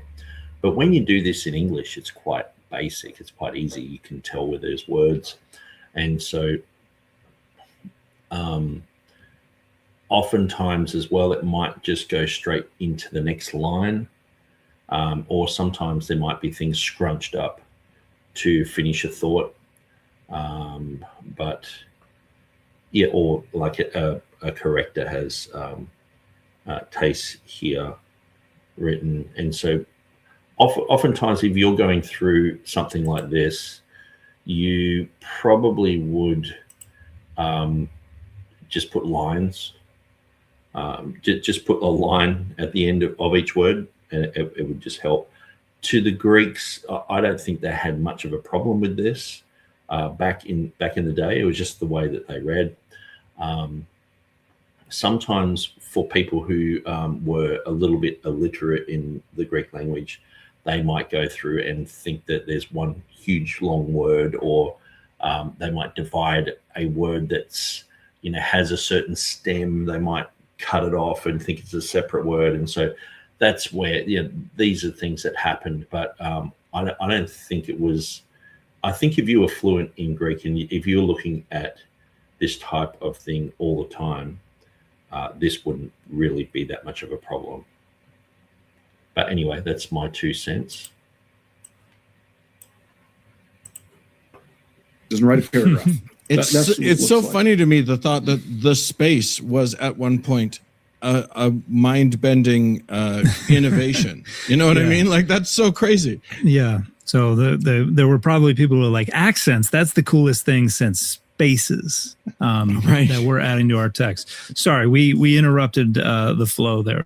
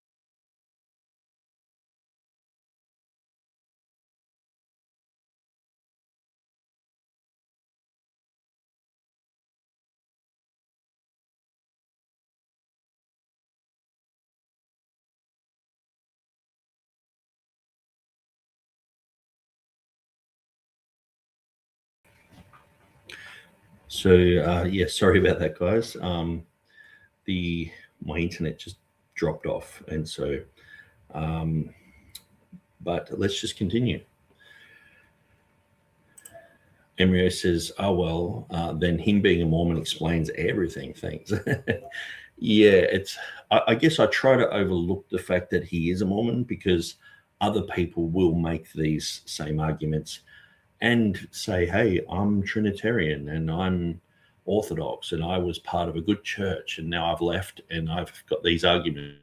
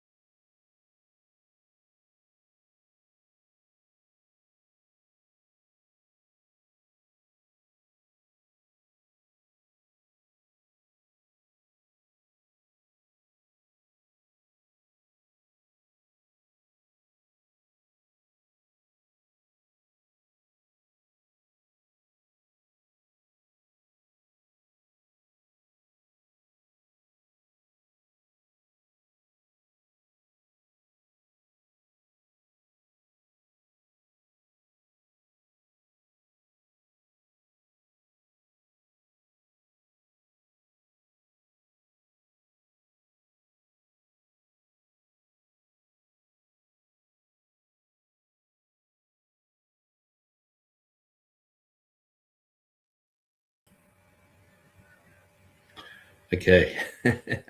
Hopefully that doesn't happen again. Let's just keep going. We'll see what happens. So, yeah, sorry about that. A. Hannah says, I suppose Eclecte is sister of eclectic and second cousin of ecumenical, but has nothing to do with expensive. Yeah, and so A. Hannah says, when I write, I usually put a space between the words to make it easier to read. Like, I can read that very clearly. And to the Greeks, they would have just seen that as a very easy to read concept. Like, it's only to people who are learning Greek and it's a second language, and that would have been a struggle. And it's a little bit annoying when you can compare it to how we have everything set up today. But it's like, I'm pretty sure that they would have read it perfectly, you know. They were discussing spaces when you dropped. Yeah, I think God allowed this with the purpose of having to be extra careful when reading. At least that's what I experience when reading a continuous text. A. Hannah says, God may not want this stream today. It's not in his will, possibly. Well, we'll see. Let's continue. You know, it's undifferentiated. So you're working your way through this. And, you know, I've read a lot of letters. So my dissertation was on ancient letters from Egypt, Christian letters. And I've, you know, translated letters. I've been in Egypt, pulled them out of the ground and published them. And one of the things, you know, kind of moving from Clement, that helped, I think, really crack this problem was letters in the Roman period are very, very predictable when you get to an introduction. It's very standard. And so I just want to point out that these guys will often talk about their credentials and everything like that, which is fine. I don't mind that, but he's trying to sell a book here. So it's like, hey, I've been doing work on ancient papyri. You know, I've been in Egypt. I've been doing this. And I know we all have, you know, sell ourselves in a certain way. But I guess to me, what he's doing is trying to build up credibility. Like, I'm here working with papyri. I'm noticing things that the average person isn't noticing. I've got this sort of secret type of knowledge, and that's what I find is being said here. I can edit a papyrus that is full of lacuna and holes, or it might be effaced. And if I hit like a formula, like maybe the beginning of an epistolary prescript, I can predict where things are, where if I can pick up a few letters here and there, I can reconstruct the whole part because it's very formulaic. Yeah. The way to do this in the Roman period. Now, they'll do this in a later period, like in the Byzantine, he's getting like the 3rd, 4th, 5th, but the order changes. But there is a definite order of how you begin a letter in the Roman period in the papyri. So not unlike, if I understand you correctly, it would be sort of the equivalent to if we found, you know, a piece of paper now and it's a letter and it's like all torn up and whatever. And at the end of it, it says, you know, it says the end of the letter and then it says SIN and then it's torn off and then a name. We can guess that that's sincerely. That's, you know what I mean? Like, is that basically the kind of thing you're talking about? Yeah, there's formulaic parts of letters, and they tend to be, at least in the Roman period, in the in the introduction of the prescript, and then in the valediction, you'll find they're pretty standard with what they do, and so when you think of this, and to get to into 2 John in a Roman letter, it always begins with the name or title of the sender. And so that's always the first word or two of the letter. You'll have the name of the person. And so if you come to 2 or 3 John, you have the elder. And that's pretty standard. That will change in later periods, but in the Roman period is what you get. And then what you get is always the very word after the name or title of the sender is the name of the addressee. And it's just like clockwork. Now, this is what you have in 3 John 1. So if you go to the Greek, right, you have, the definite article the, then elder, and the third word is Gaius. And so it's written to Gaius. And Gaius, for those not in Greek, you have a dative case that just kind of tells you it's going to something. So it's in that case. And so this is what you get. And that's pretty standard. And so just, the name of the sender directly to, it's called an A to B greeting. Right.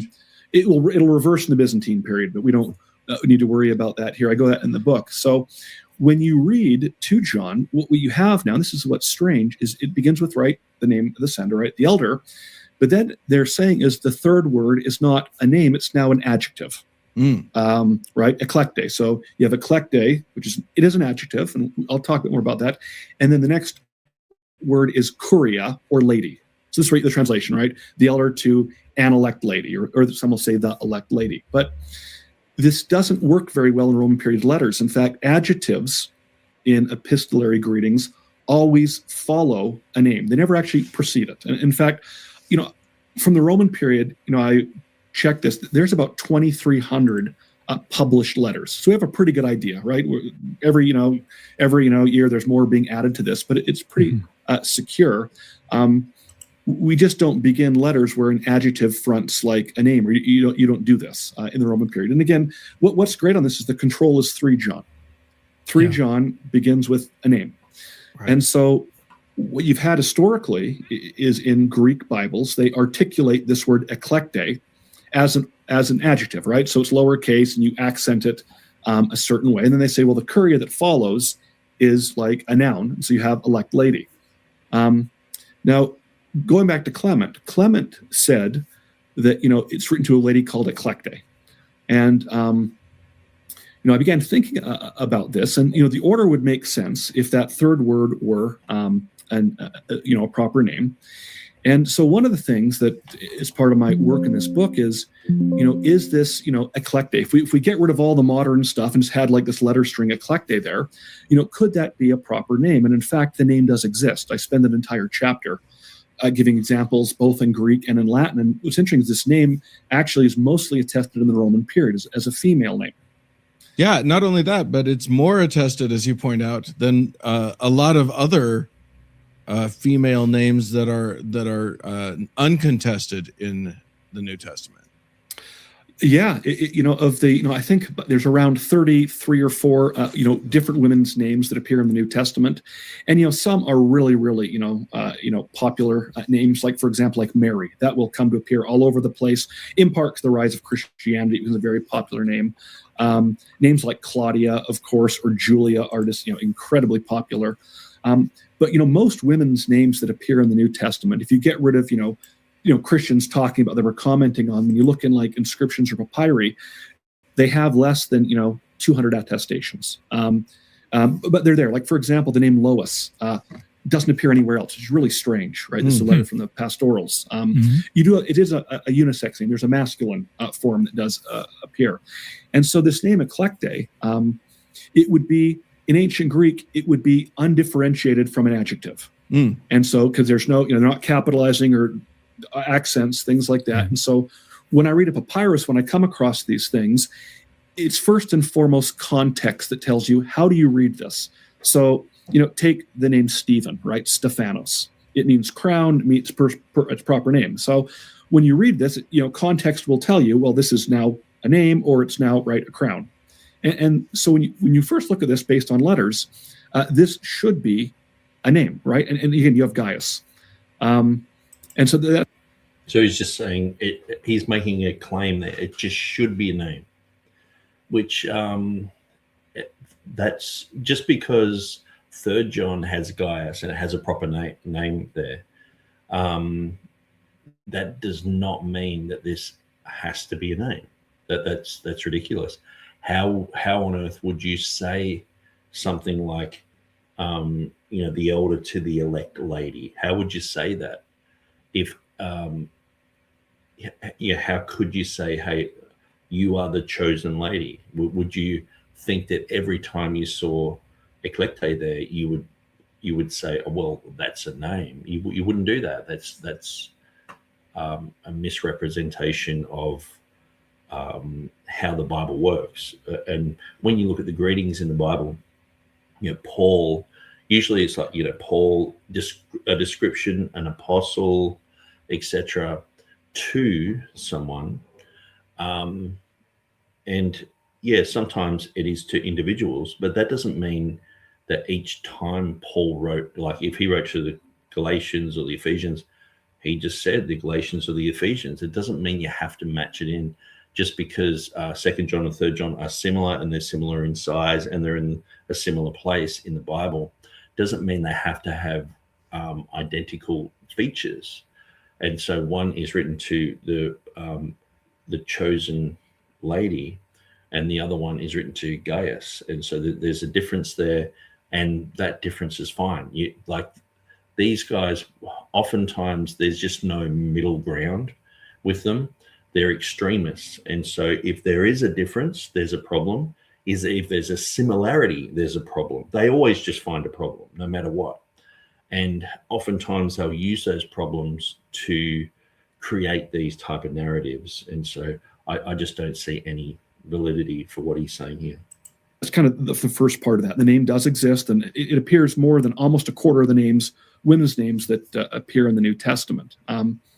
Now, what's interesting is and I bring this up in the book, but it would make a stronger case is, our grammar for 2 John 1, when you look at a papyri, it doesn't actually work. Even when you look at some of the commentators, and some of the really, like Raymond Brown writes, I think, a really good commentary. There's others, over the years that even hint at, they say something's up with this grammar. In fact, when you look at one of the best, commentaries that I think is really remarkable is by Westcott, who back at the end of the 19th century, they kind of do the new text of the New Testament.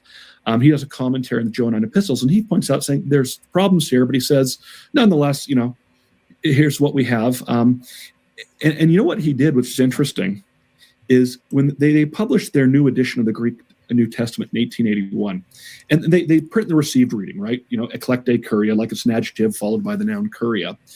But they point out saying the grammar doesn't work, and they said the grammar will work if we capitalize both those words, and we make it a double name to a woman, eclecte curia. Like curia, cura is a woman's name, but they say this doesn't really make sense, having a double name here. But the grammar would then work. But it's interesting. Actually, they give us an alternate reading, and it shows me that they're onto something. They're like, something's up here. And so what you have then is you have this curia that follows. And when you start looking at letters, like in papyri, you have this title curia, or lady, and you have the male, kurios, like lord or master. These appear, combined about 300 or 400 times in Roman period letters. And what's interesting is they always appear after the name. There's not a single case where they appear before them. They always come after the name. So I think one thing you got to understand here is this guy he's from Brigham Young University, so we don't know if he's a Mormon. I'm not sure. I know Dan McClellan is a Mormon, or has been a Mormon. He's still involved with the Mormon Church, and so, but these guys are deeply influenced by the Academy and by Bart Ehrman.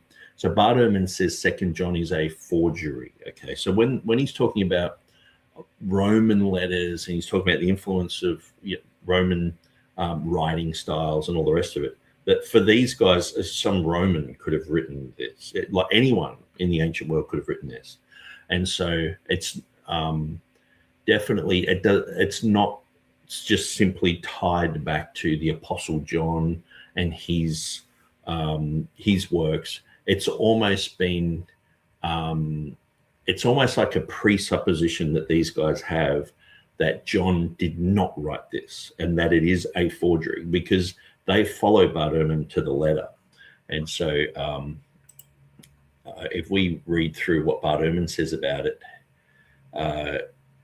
he basically says that, 2nd John is a forgery. I'm just looking for where I've got that information. Okay.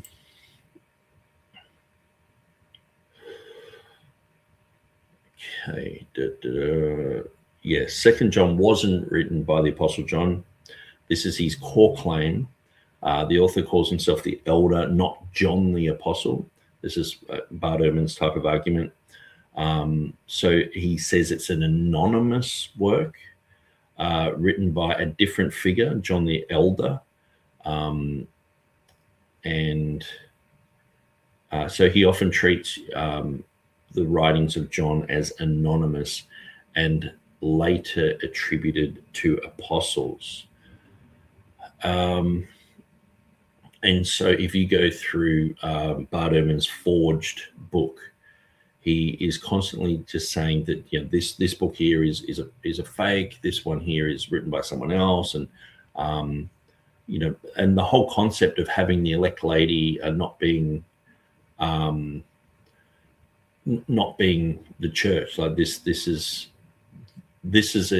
an issue, and I think there's probably a presupposition behind this guy's findings. He's looking for this type of information so that he can bring it forward and say, look, I found this in the papyri or in Clement or wherever. But he actually hasn't found anything. It's like the Q source or whatever. This is just a myth. And the thing is, when we go through just the letter of 2 John, you can clearly see that the Eclecte it's used for the sister.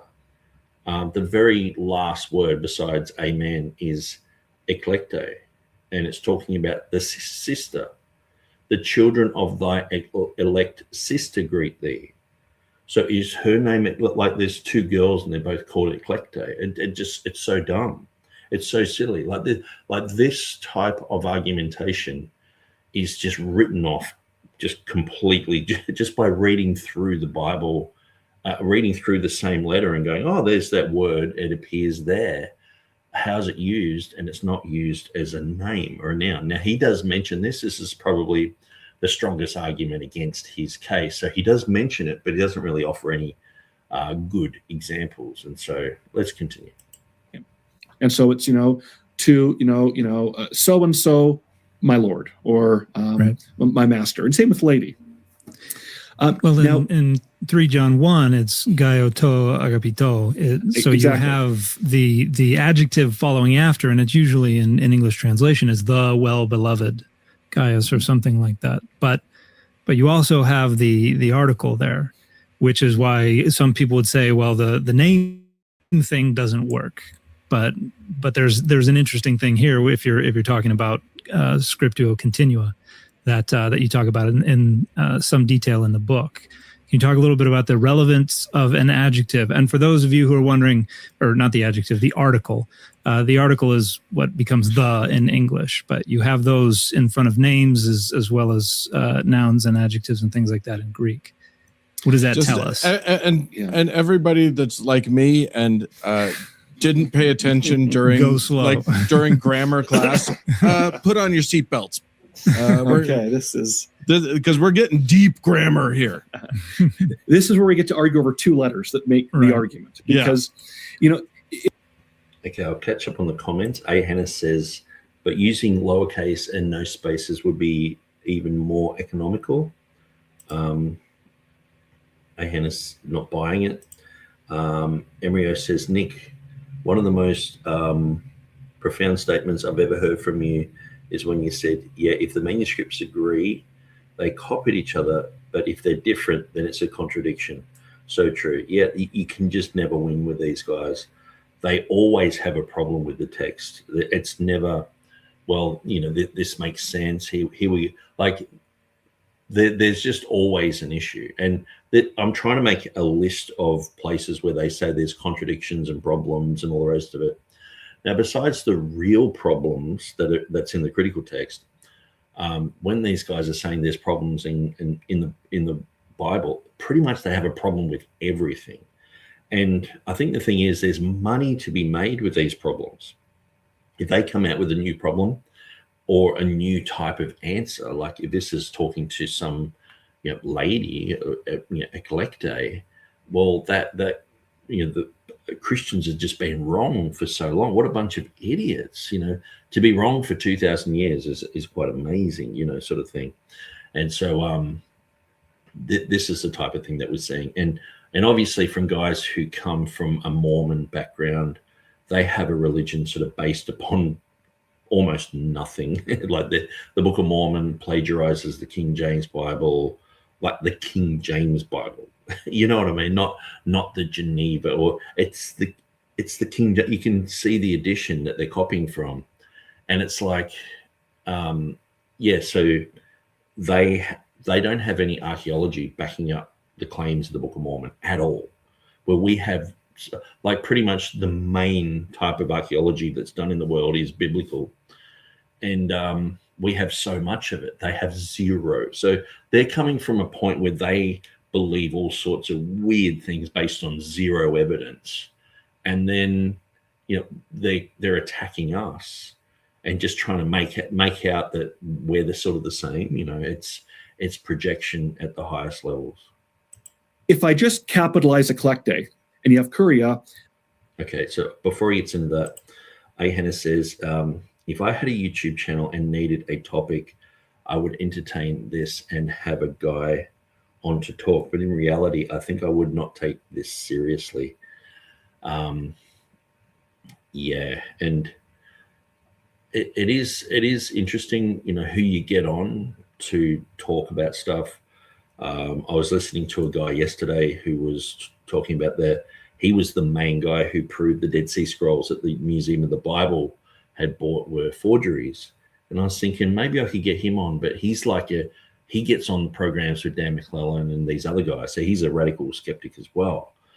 But yeah, I don't know much about this guy. Maybe I should have looked more into him. Maybe I could still do that on the side here. Embryo says textual critics completely leave God out of the doctrine of inspiration. Everything is explained away by human intervention, according to scholars. Zero supernatural involvement. And that's where Dan McClellan will say there's no univocality in Scripture. Everything is just a standalone thing. So they pull it apart as much as they can. But also if you say, well, there's this theme going through the Bible that God is speaking from Genesis all the way through to Revelation. Now, if you've been a Christian, if you're born again and you read through the Bible, you see that. And God speaks to you and God shows you the fulfillment of certain prophecies and doctrines and stuff all the way through the Bible. But if you don't have the Holy Spirit and you're actually trying to attack the Word of God, you want to get rid of God, so there's no univocality. There can't be. Or else there'd have to be a God, sort of thing. A God supernaturally involved where that's their biggest claim. And so they can't have that. Ahana says, Lady Eclecte, The Lost Woman of the New Testament by BYU Professor Lincoln H. Blumell, BYU. There's still a grammatical problem. Okay, the grammar doesn't work. In fact, I'd say just like the grammar doesn't work as it's currently articulated. Raymond Brown pointed this out, saying you really need a definite article before it.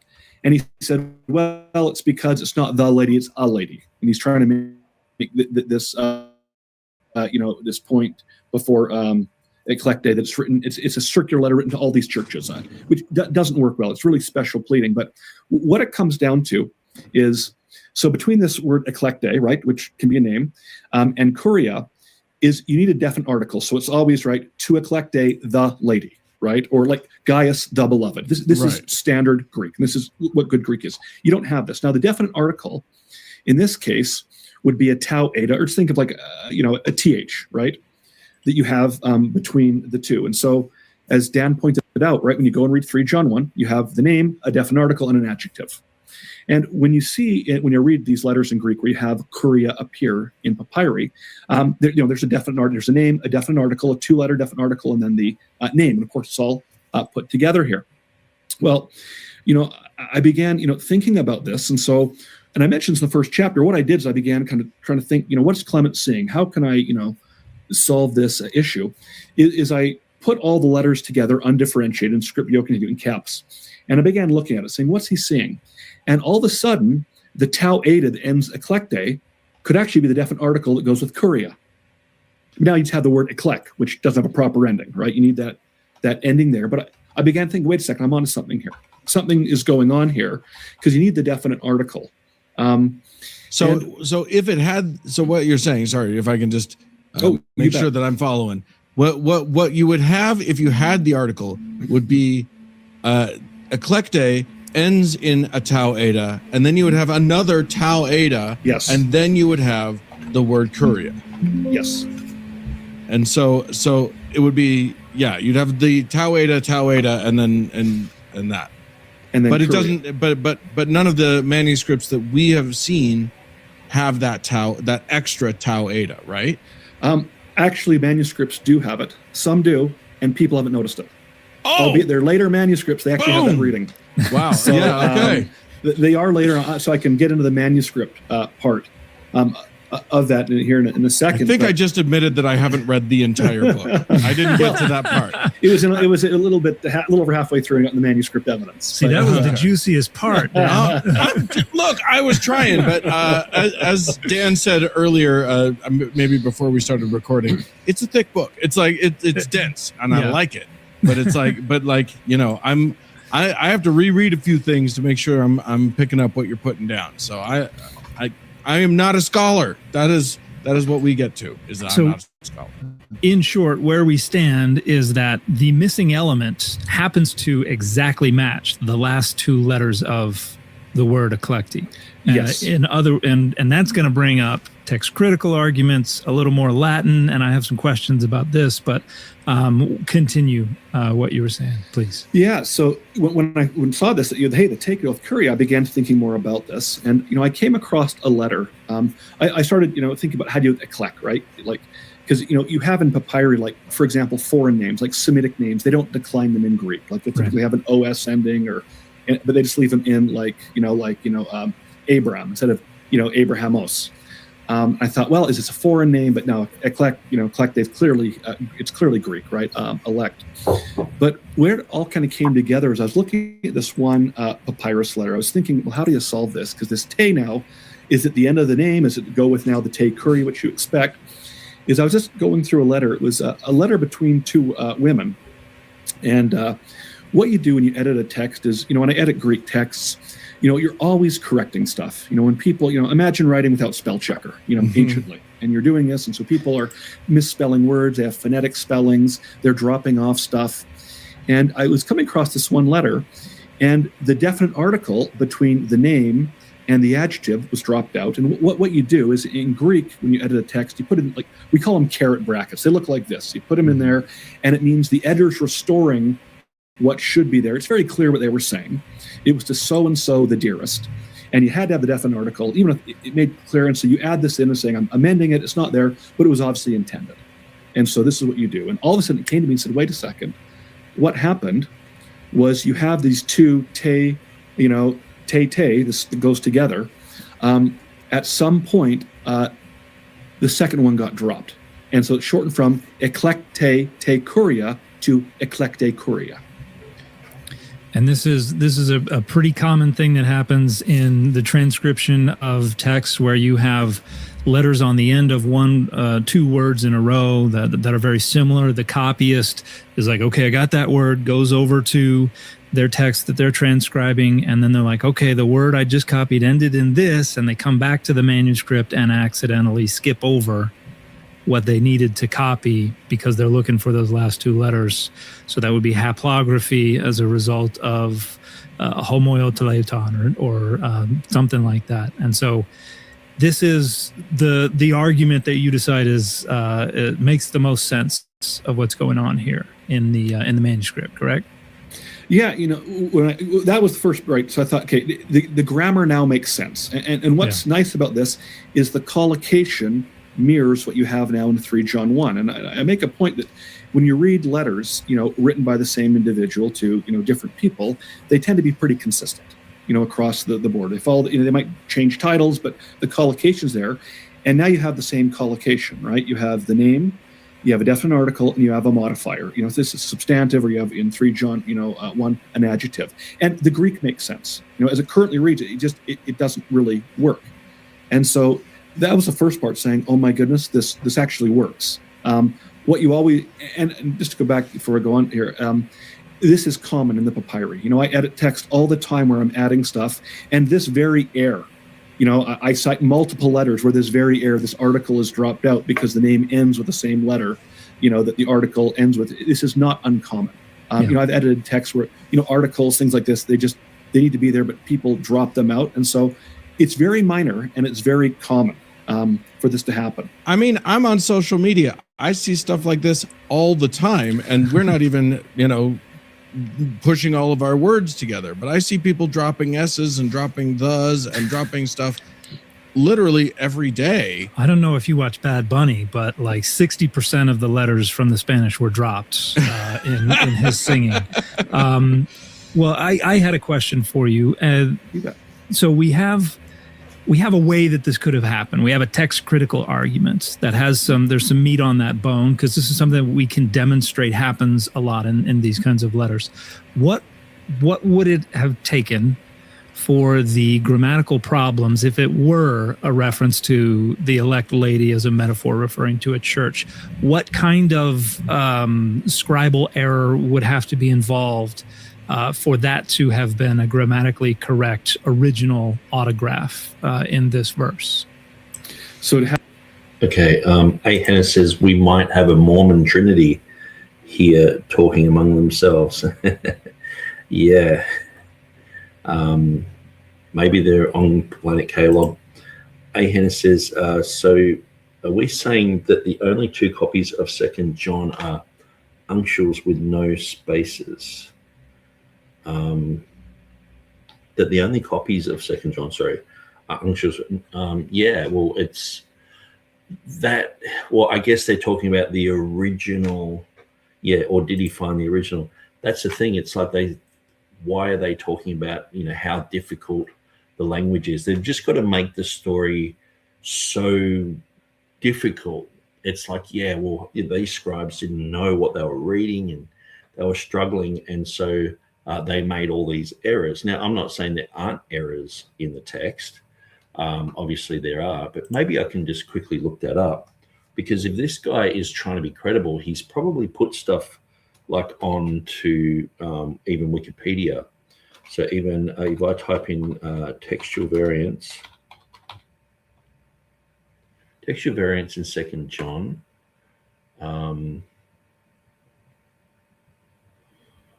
okay, textual variants. Okay, I've got my website with that.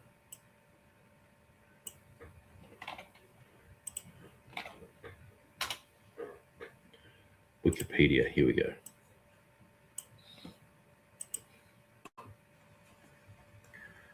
And here are the variants.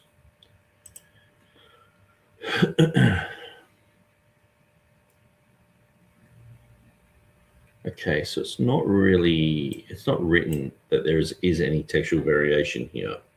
Now, he was saying there was something like Eclecte or something like that. That's what I understood he was saying. Eclecte. But it doesn't look like. Maybe I can look at the last verse where we see the other Eclecte. Tois eclectois, tes eclectes. Okay, so it has, and we're looking at Aramaic, we're looking at Ethiopic, Syriac, so a whole bunch of different things, which can just be end notes, or sometimes you have to explain something a little bit further in a Semitic language. But yeah, so, and this is the whole thing. Eclectes is the name of the sister, apparently, as well. So that would be ridiculous in the same letter. Like, but anyway, let's continue through. Have like the shorter reading, or you mean? Well, if we're going to, because it doesn't, either reading requires we fiddle with the text a little bit, and yes. we've figured out a way to account for how the Eclecte is an. Okay, so I think I found a little bit of information proving this guy is a Mormon. Latter-day Saint Perspectives. And so this is the same guy, Lincoln H. Blumel, and Council of Nicaea and its creed. So he researches Christianity, he sat down with me to discuss his work to reframe and augment Latter-day Saint knowledge of the New Testament. So he's a Mormon. These two guys are Mormons. Oh my gosh. They've got the Chosen. Now they got these guys. Yeah, Mormons. Hannah says, what about the website Center for the New Testament Restoration? Yeah, that's a good one.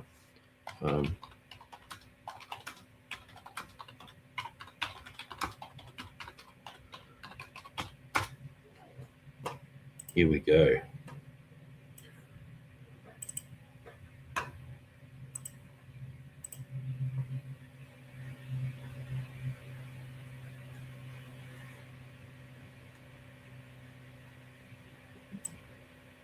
I hate it when there's options and you don't know where to go.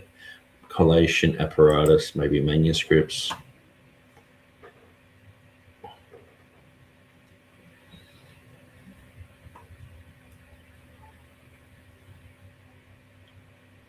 Or apparatus. Anyway, while that's loading up, let's continue. Name reading could be what was in the autograph. What kind of process, what kind of problems would have to have happened to get from an autograph that was using Elect Lady as a metaphor to what we have in the manuscripts today? To what we have in the manuscripts today. In the manuscripts, this is. I mean, Mormons make up lots of rubbish. This is the thing. It's good going through this and discovering that these guys are Mormons, because they defend like thin air. They've got nothing that backs up Mormonism. It's like it's like Scientology. It's a modern day fad. It's weird. They just plagiarize from the King James, but yeah. Anyway, okay. Yes, the collation. Here we go. So let's go to 2 John 1:1. Okay, so here's the Eclecte. So I think 02, which is Codex Alexandrinus, has Eclecte, and the taste seems to maybe be damaged or something like that. But let's look down. It does seem like it's all pretty uniform. Hopres buteros eclecte curia kaitos technos afdes. It's pretty straightforward. The elder to the chosen mistress, and so they've got their own little interlinear there. So maybe these. I've got the manuscript one loaded up, but I'm not sure. Okay, that's driving me nuts. So yeah, there's just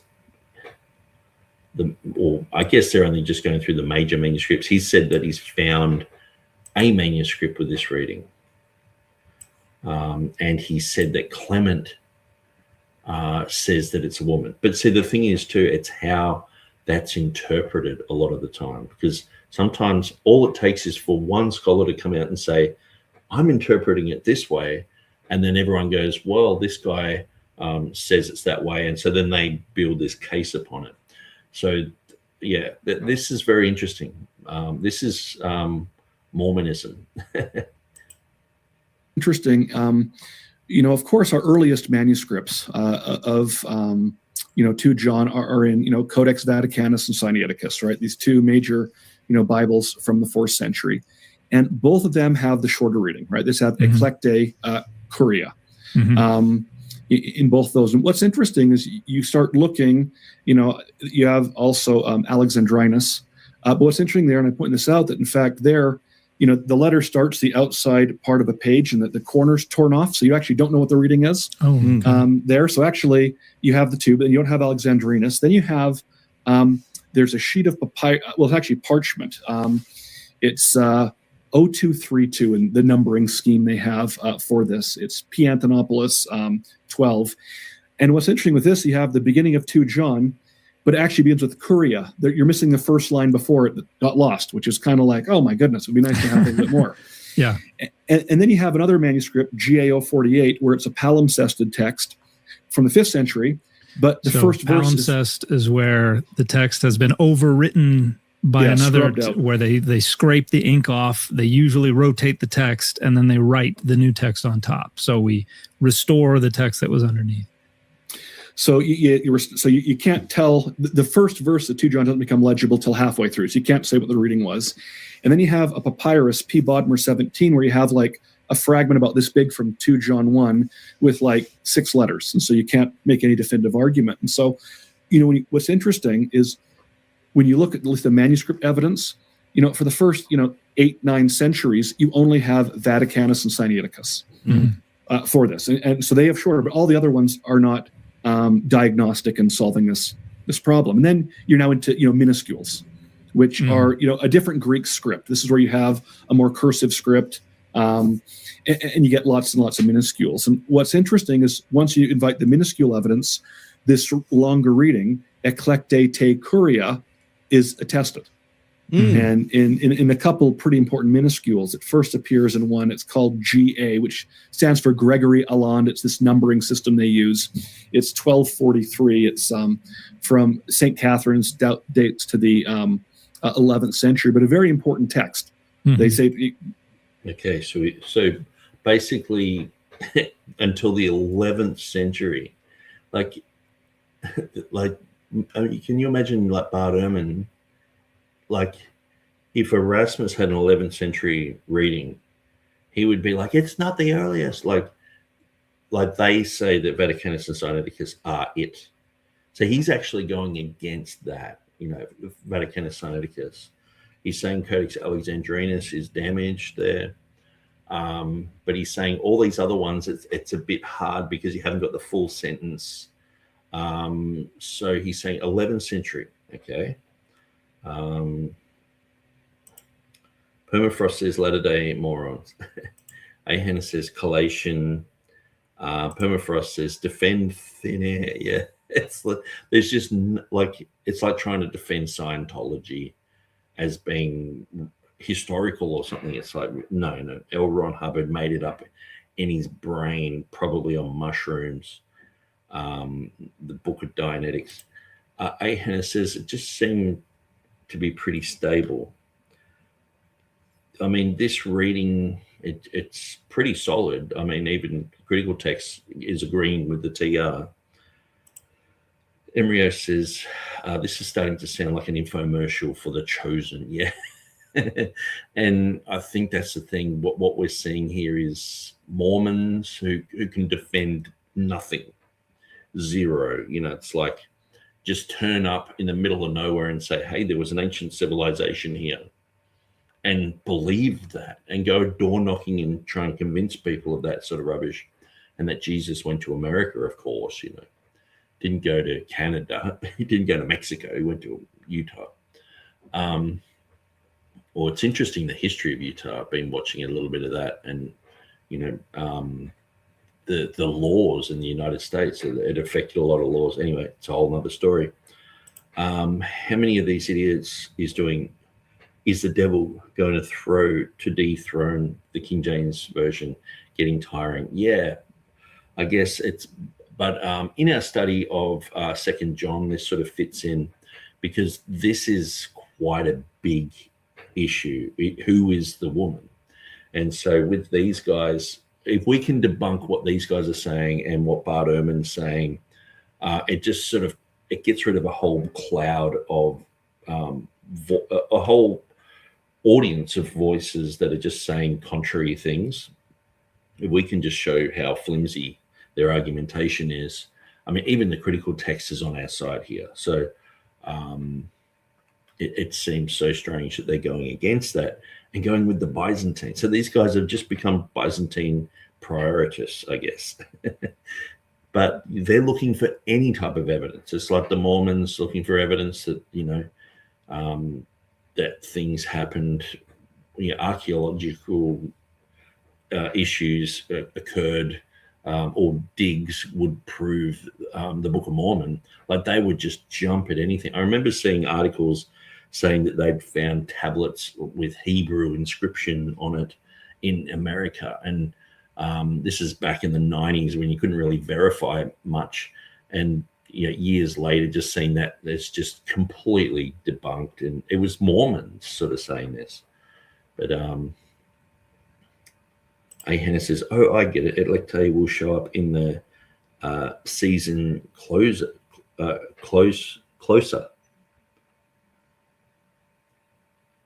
So they're introducing in the Chosen, yeah.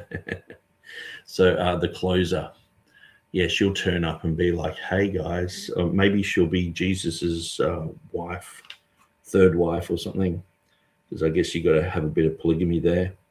150 years of idiots. I mean, man, and the thing is too, I'm really toying with the idea, because I know critical text people, and I know some of these people. They go to church, they love God, they're doing what they can. A lot of TR people are former critical text people who have come out of that mess. So I don't want to demonize people, but the thing is, it is a cult. And someone like Bart Ehrman, what's the difference between what Bart Ehrman's saying and like a group like the Jehovah's Witnesses or the Mormons or, the Catholics? Like they're strange, weird aberrations, okay? But they're in unbelief, but they still have a belief. And some of these earlier groups, they would say, "Oh, God is this and that," or a plurality. Try saying that when you're tired in the morning. Of gods, there's a whole bunch of gods, and it's like Bart Ehrman, these guys believe in evolution, so they already believe in a type of like Hinduism, and so they do have a religion. Their skepticism, their atheism, agnosticism is a religion. And I was trying to define it in my own mind the other day. Like, how would you, what can we call this whole movement, the critical text movement, without just demonizing people who are in it, but just are ignorant or just, I guess, a bit stubborn, and they just need to be pushed a little bit. But yeah, anyway. Preserved a lot of earlier readings, so you have this longer reading, and then you have it in a series of manuscripts that are all related to that text, which is actually quite significant. You mentioned textual criticism, because as often you have these families of manuscripts, and they might copy things, because it is possible, right, that somebody could say, hey, this is actually an error where somebody's copied an extra te, right? Mm-hmm. Eclecte through an extra te, and it was a one-off. But when you actually see a family repeating this again and again and again over 5-6 manuscripts, you're like, no, that is being deliberately copied. Mm-hmm. So it's strength, and we're actually dealing with a real variant reading here, which is interesting. All the manuscripts have it are actually related to this. And so the manuscript. And, people are saying, oh, no doctrine's changed by any variation. And here these guys they're almost begging for a variant here. They're like, well, in the 11th century, instead of just, someone copied something a little bit weird. 11th century, surely these guys are critical text guys. That should be just dismissed outright. But, Mormons. Evidence, it appears later, but we only have, really early, we just have the 2 earlier manuscripts where they have the shorter reading, not the longer one. Mm-hmm. Is it your idea that that when Clement in the late 2nd century talked about a lady named Eclecte as being the recipient of this letter, do you think that Clement was looking at a manuscript that had the te in it? Yeah, I would take it. It's very clear. Now we only have Clement in Latin, right? So he's translated. His text this comes from, where he preserves commentaries. Early. So ultimately, at the end of the day, he's like, I've looked at papyri, but is he really getting this evidence from papyri? Not really. I've looked at all these early manuscripts. Is he really getting his material from early manuscripts? No. It's like what the Nestle Alarm does. It's like, we've got Westcott and Hort's crappy text, and we just put all the stuff in the apparatus at the bottom to give the illusion that we've actually looked into all these things and considered them, where they haven't. They're just putting information there. So if people say, well, what about this? And it's like, well, yeah, there it is. It's down the bottom of the page, but you've never really considered it. It's never been an option. Westcott and Hort's text the Nestle alarm is basically just Westcott and Hort rehash. So he's doing what they do. He's like, well, I've looked at the papyri, I've looked at all the early evidence, and it's like, what did you find there? Zero. Where did you find this? Well, I mean, Clement sort of says something, and then it's like, okay, an 11th century document that apparently leaked out to 5 others. Okay, so maybe they were talking about a woman. Maybe they had exactly the same idea as this guy did, or maybe it's just a scribal error. We're not seeing any pictures come up on the screen or anything. I guess you have to buy his book to get all that. But let's continue. Christians mention Eusebius talks about it. We only have a couple later fragments via Cassiodorus from like the 6th century, and we have his outlines on a couple letters like 1 and 2 John. When he reads it, it's clear that he's reading this as a proper name, right? The Latin's unmistakable there. He's reading as a woman by name, Eclecte. And what's interesting for me is in that first chapter of the book, I go through kind of Christians. What are Christians saying about 2 John 1? And there's not a whole lot. When you actually start breaking this down, at least with the addressee, Christians are very concerned about who's the elder. And so there's discussions, is this the Apostle John? Is this some other John? You get discussion, but you get Clement, who will talk about this. He's in fact our first commentator. And so our very first witness to this is Clement. And he says, oh, it's written to a woman by name Eclecte. Jerome talks a little bit about it, so it's not altogether clear. He'll mention this. And then once you hit the 6th, 7th century, you then have some writers and some Catena that talk about, well, it could be a woman. And now when you read it here, it could be a woman, meaning it could be an elect lady, that kind of woman, not necessarily a name, or it's the church. And then you kind of notice how, no, it's got to be the church. Mm-hmm. It seems to me that in the 6th, 7th, 8th century, you kind of see this going on. But you have very few quotes. And so for me, this evidence of Clement is reading it as a woman's name, which to read it this way is proper Greek, you'd have Eclecte te curia. Right. Now one of the things, principles of textual criticism, what you're trying to do. So yeah, he's stretching the evidence as far as it can possibly go, and he's basically saying there's really not much to this. Now I'm opening so many pages that I'll probably destroy the bandwidth a little bit. Now on my website, I do have a list of places where Eclecte appears. Obviously in its different inflected forms, but translated into English. Many called, but few chosen. There are a few chosen, but for the elect's sake, they deceive the very elect. Together he's elect from the 4 winds. But when we get down to 2 John, the elder to the elect lady and her children, but verse 13 is very clear, the children of thy elect sister greet thee. Like, why on earth would they use exactly the same word and say that's the sister? Like, if this is the name of a lady, why would they use her name for a sister? It just, that tends to just blow his whole concept out of the water. The Bible refutes this guy. Okay. So anyway, I just sort of show that where Eclecte appears. Okay, so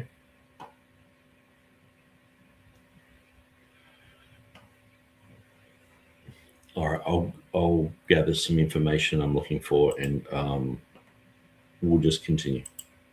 Is weigh the evidence between a couple of different manuscripts to decide which one is earlier, which one is later.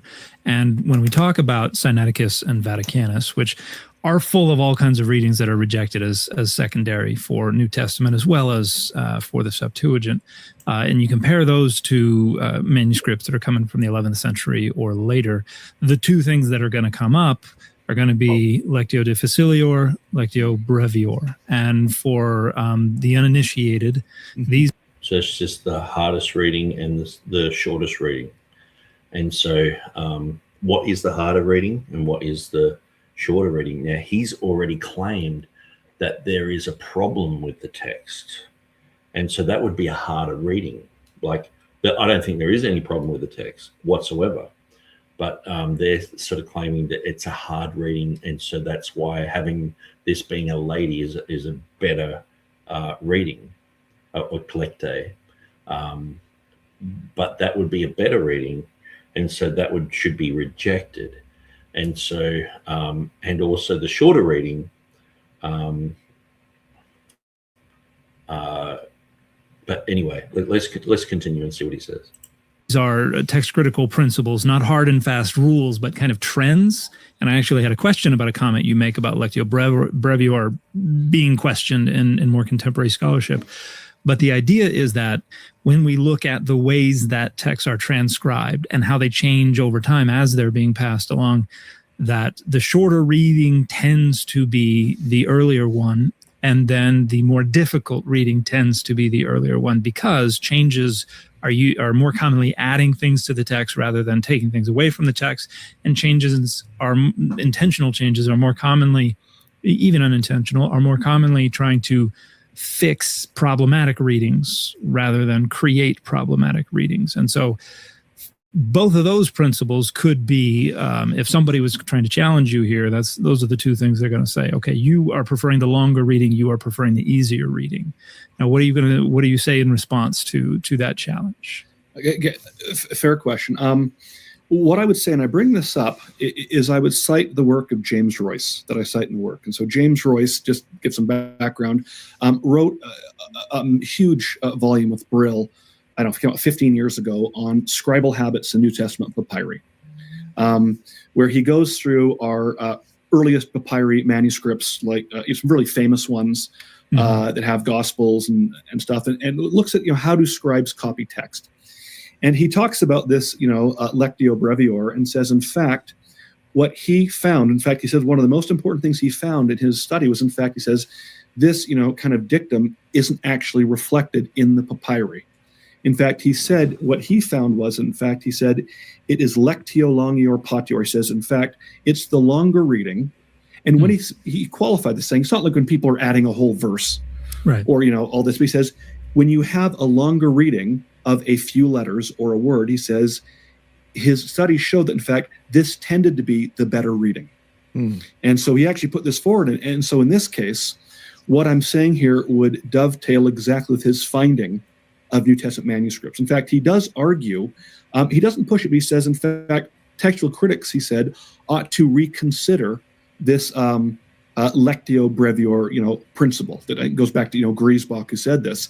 He said, yes, in bigger passages could be the case. That in smaller ones, he said, it was distinct that, in fact, scribes actually shortened in errors. They did not lengthen. And this is precisely the error that you would expect.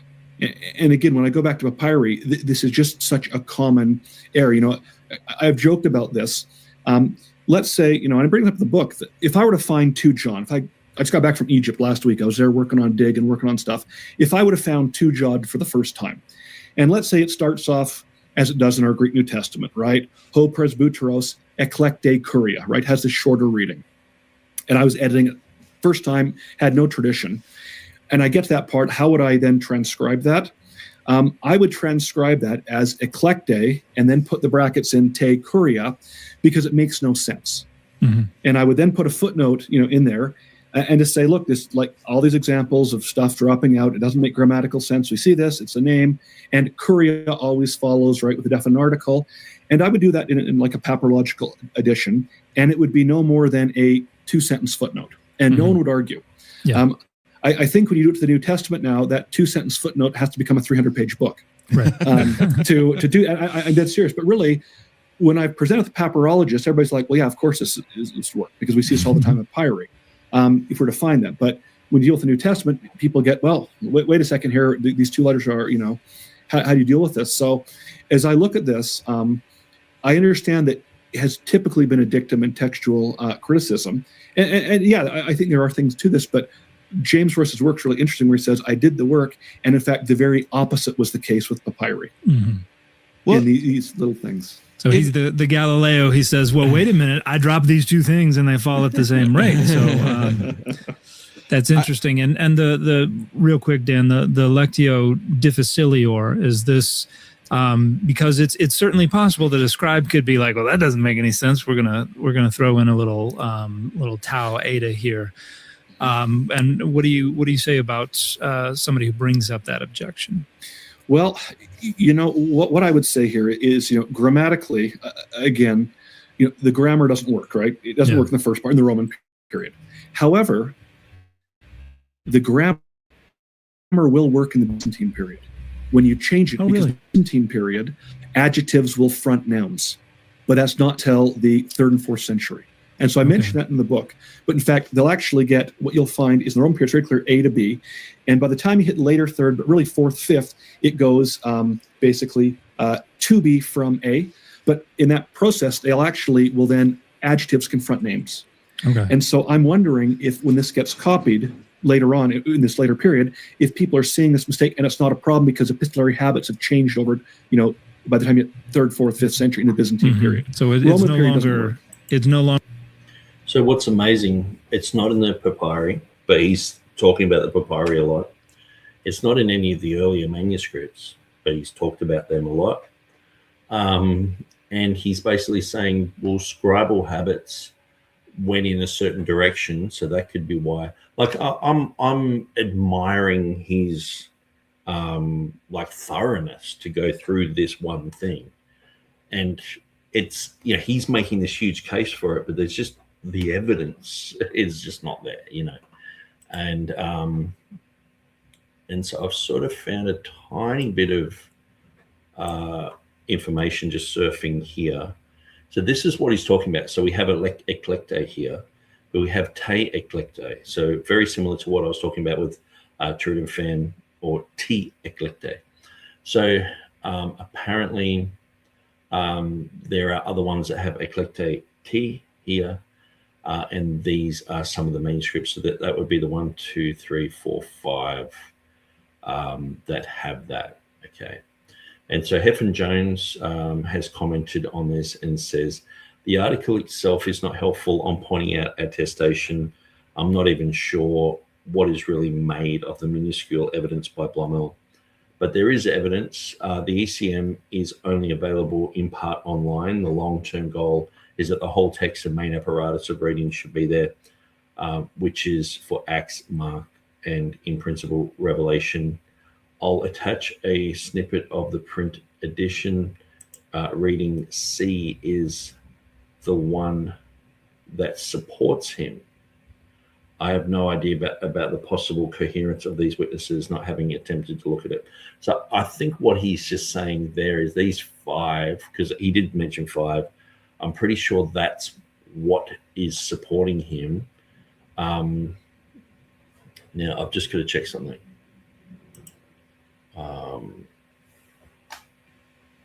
2 John. I'll just go to Bible Hub and Greek.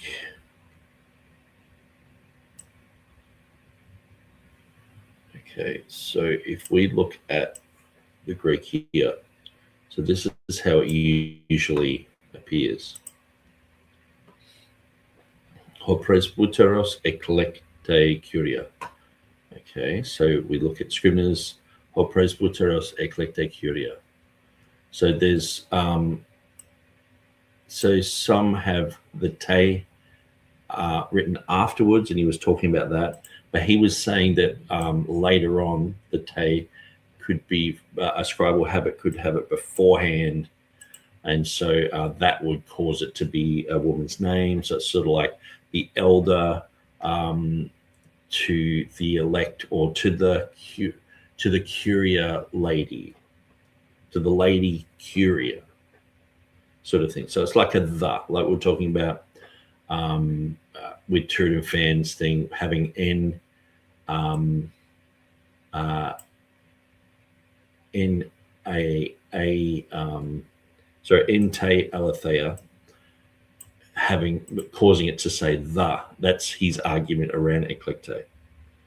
Okay, so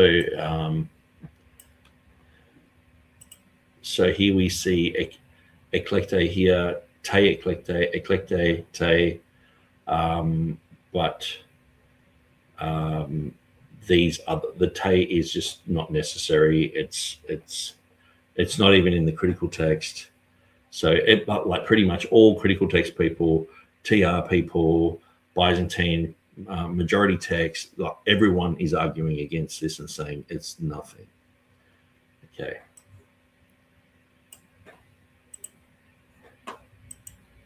Longer the Lectio de Facilior. Okay, so Embryo says, using whatever agrees with their theories, Christians are doing the same thing when using modern Bible versions that agree with their theology. No definitive text, no definitive doctrine. The rules for deciding which reading is correct, is the correct reading, were made up for the purpose of overthrowing the TR. The rules are blatantly biased against the TR. Yeah, I was reading some of Greaseback's material, his Gnomon, and yeah, it's quite interesting. Like, because sometimes he says some interesting things, but he popularized that whole concept of, you know, that I can't say the Latin terms. I used to know the Latin terms, but I've just forgotten them.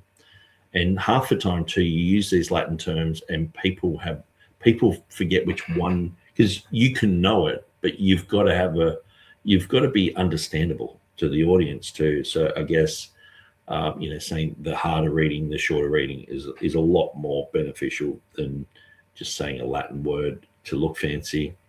But I really should know. I was trying to, someone put it in a comment the other day, and I was trying to say it, and I was like, blah, blah, you know, just struggling. But Permafrost says he just came back from Egypt.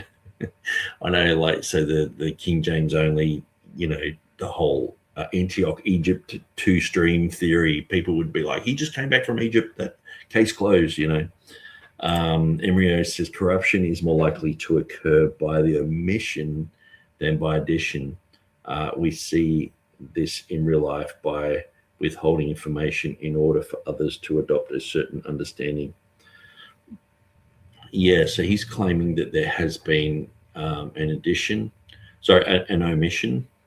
So he's claiming that the te reading or the T reading is genuine, and whether it goes before Eclecte or after Eclecte, it doesn't matter, because the scribal habits changed and all this sort of stuff. So by the time that these manuscripts are being copied. I'm wondering if that's the case, because in the papyri we see this change, and again with all these letters now we can see these trends, and really it's the late 3rd century this change goes on with epistolary prescripts. Very cool. Okay, so Dan, sorry. That. Well, so I feel that we have, and so these guys, I get the feeling these guys know each other. Now, what for most people, they wouldn't understand what really went down there. Because, you know, Dan's, you know, he's talking Latin, saying basically, you know, two things. It's just the shorter reading and the harder reading. These are sort of like general rules for deciding the text that Greaseback sort of made up, and it's just become a rule. But when you ask like Peter Gurry, you know, when do you not obey the rule? He's like, and that's where he's like, well, it's an art form, you know. And so instead of saying it's an art form, I think what this is a promotion, so that he's come on the channel. Dan's like talking, you know, really, you know, in complex terms to him. Now they understand what they're talking about. I can get it, and most of you guys can understand it.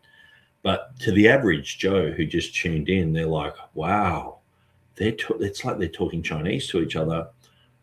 This guy must know his stuff. But really, he's just, this is Mormonism, that they're defending thin air, you know. We've sort of covered the argument that you're making, and I love it. I think it's fascinating.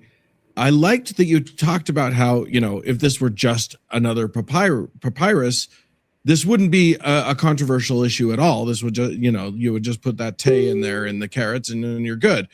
My question for you is, because you said, that in a biblical context, this becomes a very big deal. I want to explore what the big deal is. Why this little change from being, either to a lady that we don't know or to the church, to a sister church on the other side of the world or whatever. Well, talk to me about what it means biblically that now this is to Lady Eclecte, a person, a specific person. It would be significant because now we would have one letter in the New Testament that is addressed to a named woman, right? Otherwise, we have letters addressed to men or congregations, but we'd have one letter addressed to a named woman. So that would help us. Wow.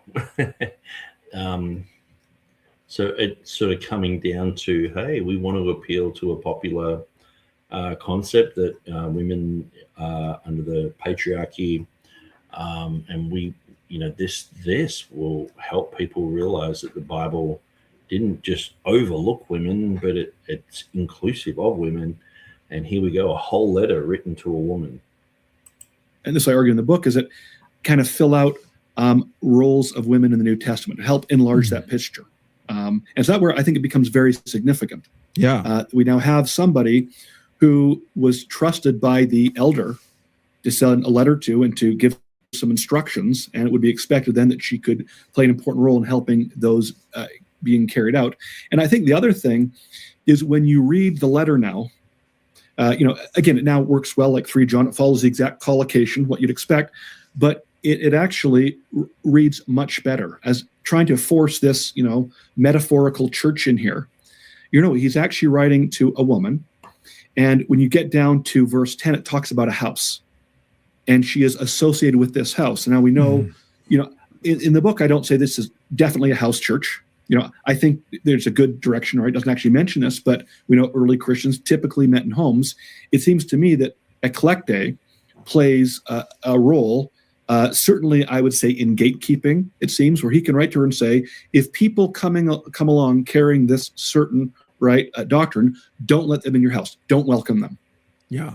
And so that makes a lot more sense as opposed to this is some metaphor, because it's actually very personal. And then you get down to the end of the letter. He says, I want to write a lot more to you, and I will come and I'll speak to you. The Greek literally is mouth to mouth or face to face. And he says this, we have the same thing in 3 John. That's not more personal. In fact, you are a person. I will come and I will speak to you and I'll give you more instruction. Wow. And so the New Revised Standard Version, that they are, they're sort of like the woke Bibles. They've got Jennifer Knust doing the revised issue of that. And, she's like Bart Ehrman with a dress on. And I mean, that they support the whole LBGT, stuff. So seeing that this has become a woman now, I was just thinking with the Greek stoma pros stoma, which is mouth to mouth. I want to come and kiss you on the mouth, So I can see this. I can even sense that if one of these guys watched this video, like maybe say Dan McClellan might, go through it or get someone to go through it for him and just cut out all the other bits. And it's like, hey, this guy's got a good idea. If it's a lady and John's writing to her, it's his secret lover because he wants to see her and be mouth to mouth, like kissing, sort of thing. Like I wonder, because they're trying to read this sort of stuff into the text all the time. But anyway, let's continue. And so for me, when this woman, emerges, in fact, our always been there, you now say, oh, this is a letter, not unlike 3 John. We have this woman who carries some authority with the elder. He's going to come. He will make a personal visit to her at some point. And so it actually changes the frame of how we read the letter. Now, it's not a massive change of the letter. I think it sharpens it, but for me, it makes much more sense. And this would probably fit within the role of women within the first few centuries, because you did have women who were, they were ladies within the Greco-Roman society. They would use their houses to host congregational meetings and things like that. They would basically be in charge of the house church. And I think we've recently seen some evidence. The kind of the conventional wisdom was that with the rise of imperial Christianity, the patriarchal framework becomes a lot more oppressive and it pushes things out. But I think fancy, the people who come from Mormonism, who are known to have like 30 wives, and they're like, oh, it was only because of persecution. No. Just read Brigham Young's material. And some of these guys were saying if you don't practice polygamy, you're doomed. That's your way to heaven, pretty much, which is quite amazing. But these guys are projecting onto the Christian community that it's just patriarchal, and we've been oppressing this type of knowledge because we should have this letter to this woman. It's sexist. We've seen some inscriptions or mosaics or things like that dating to as late as the 5th, maybe even the 6th century CE, that are still referring to women who are running churches. So it certainly seems to me like it would fit within the kind of pattern of Christian worship in this time period. Have you gotten much feedback from colleagues who are in that particular? You see, Dan is sort of like, to me, this has fully been scripted to look organic and to look like the thing is, you can tell that I'm doing this. I'm shooting from the hip, watching it and going, oh yeah, here's a thought. Here's some evidence I've just Googled. Here's something. Here's someone in the chat saying something. And it's like, but these guys have scripted this. These guys know that his book needs to be successful. And so even if people buy it and they don't run with it, like say the Bible Code or something, you can have a runaway bestseller like this. And so that's what these guys are into. Area of early Christianity regarding the implications of this change.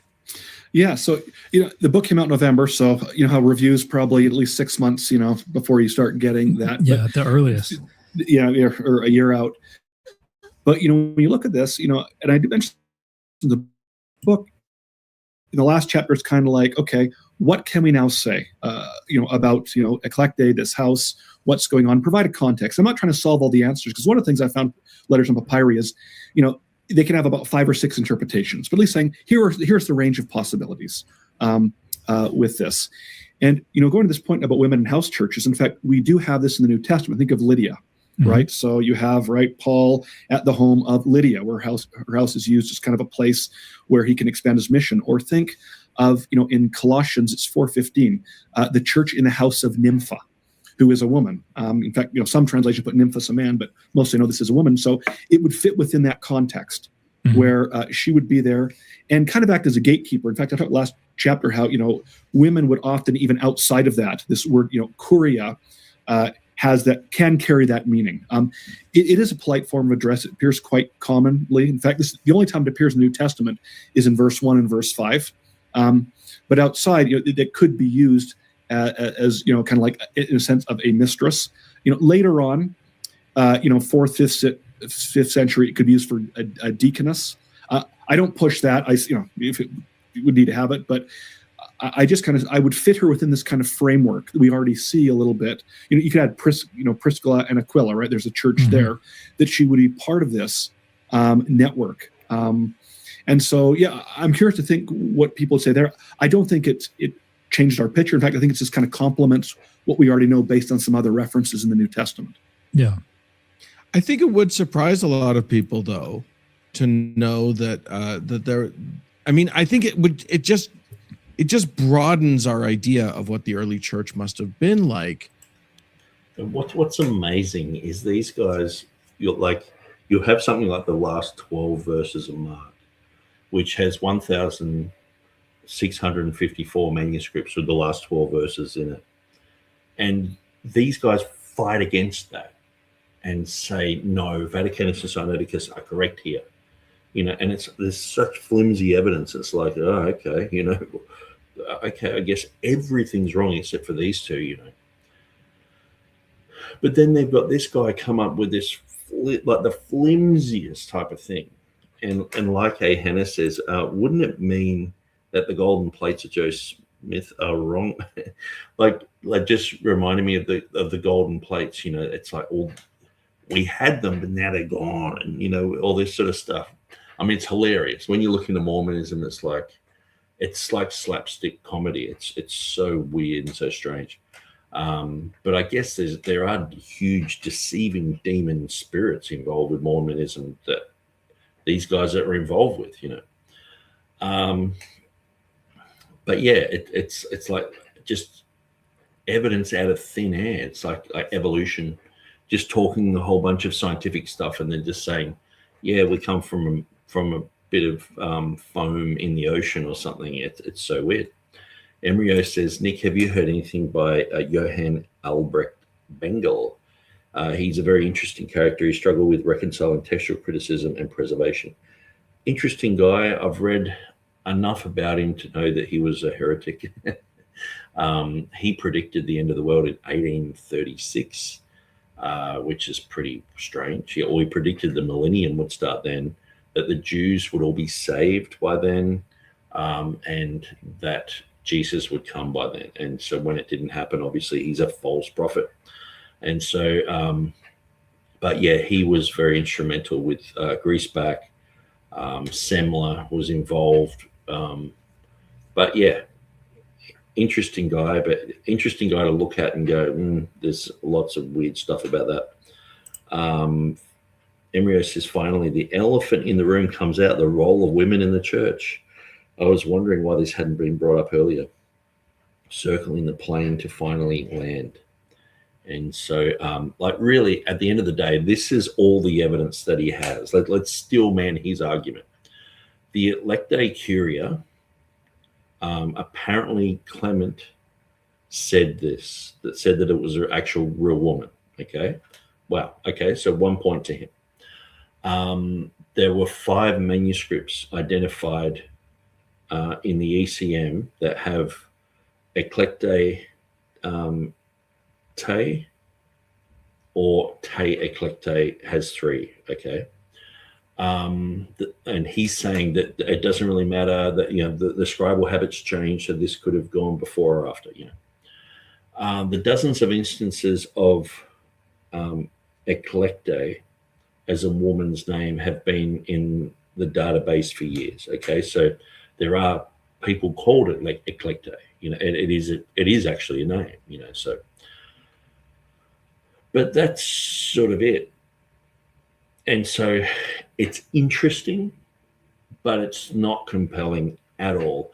And the amazing thing is, someone like Dan McClellan will turn around and get 1,654 manuscripts and throw them all in the bin and favor Vaticanus and Sinaiticus to get rid of 12 verses in the New Testament. So he can say, oh, the women ran from the tomb and were afraid. That's weird, isn't it? Yes, it is weird. Have the whole story there, Dan. So he's willing to throw all that evidence out, but then go with this. This is what amazes me about these skeptics. Like, can't they see how daft this is? It's like, do they see this as better evidence than 99.99% of all the manuscripts having it? Like, this is radical skepticism. This is bizarre. Anyway, let's continue. To know that it wasn't just men writing to men talking to men dealing only with men. I think it does change the perspective.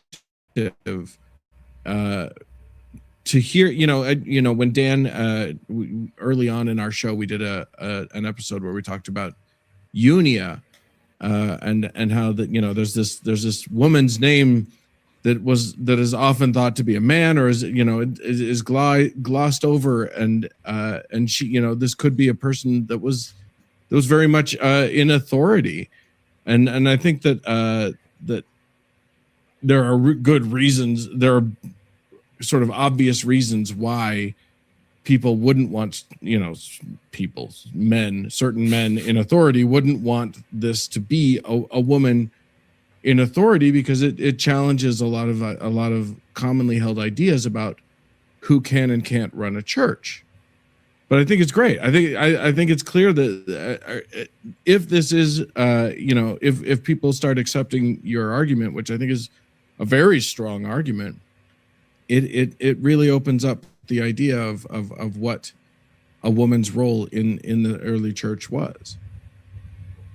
Yeah, and I see this here, with the letter, kind of not trying to, force too much in there. So what's strange is they want to have the best of both worlds. They want to make it a personal woman, but then they want to make out that she's running a church. Okay, so she's got the children there, but then they know that when you read the letter, it's sort of like, people are coming and going from this place and they're supporting these people, and it's like, that's a church. So they're saying, oh, she's running a home church, so she's the leader of a church. You know what I mean? It's silly. She's clearly, trusted by the elder. I think that's, first of all, that she can be expected to act as a gatekeeper. Like, don't greet these people, don't let them in the house. Something else that in those verses there, kind of in 9 through 11, it gets a sense that people might come by and she would render hospitality. And so I think this kind of imagine this home is that it's a place where people could pass through, right? People are probably aware of, there's like a network of Christians, and they can go and they can get hospitality here. And so it would be kind of like a node in a network where they can come through. And so there's some connections there. Something else that I think is worth bringing up here too is that you do have, it talks, I spend most of the book talking, right, the elder to the lady Eclecte. But the second part is, and her children, right? Because this is part of this. Now, it's hard to say, how do we take this and her children? Is it literal? I talk. If you just read the Bible regularly, 1 John, little children, keep yourself from idols. I write to you, young men, this. I write to you, little children, this. The concept of children in John's writing, it's throughout, and it just seems strange that they wouldn't know who the children are. About that, what's interesting is you read 3 John, it's pretty clear that he uses familial terms metaphorically. He talks about people being brothers and sisters, uses the word children, where it's very clear these aren't like biological or literal. And so I think the best way to take this here, applying this from 3 John, would be the same. I don't think it's her literal children, but in fact, she has some authority among a group, just like the elder will refer to people as children. And so I see that going on there with, importance she's playing in, kind of acting as gatekeeper, and probably some, evangelizing work that's going on here with the elder. Yeah. Are all the second person pronouns and verbs in the letter plural? They go back and forth. They go back and forth. Okay. You actually have singular and plural. And so what I would say is when your plural is kind of, talking, to the group, then singular is to her. And you do find this in papyri. When you have letters written to, multiple people, they will fluctuate between a singular and a plural, typically who's being addressed here, and then as a collective. Okay. And the very last verse, I know this is what usually comes up when people say, well, is this a person's name, or is this a metaphorical reference to a church? The commentaries always go, well, the last verse seals it, because the last verse says your elect sister. What's the significance of? So Dan knows exactly when to go, okay, now this is probably the biggest slap in the face against everything you just said, because in the same letter it uses eclecte. I think it's eclectes. The second last word, it has eclectes and then amen. And why would this sister be named this as well? Or, do you say that her name is the same, or do you call her the chosen sister? And if she's the chosen sister, why wouldn't it be the chosen lady? It just makes sense. You know what I mean? Like this completely writes off what this guy's saying. But anyway, we'll go through this, and then we'll actually have a look at what Clement of Alexandria said. The apparent adjectival use of elect, the very last word of the entire letter, to how we understand the greeting. Yeah. Okay, so just before he goes into that, I just want to show you guys a few little things. So this is Codex 02. And so we can see ho presvuteros, eclecte,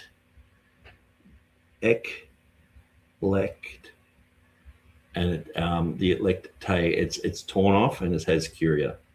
So it sort of goes halfway through the name, as we saw when we went to the ECM or the restoration, manuscript restoration one. I can't remember what it was called.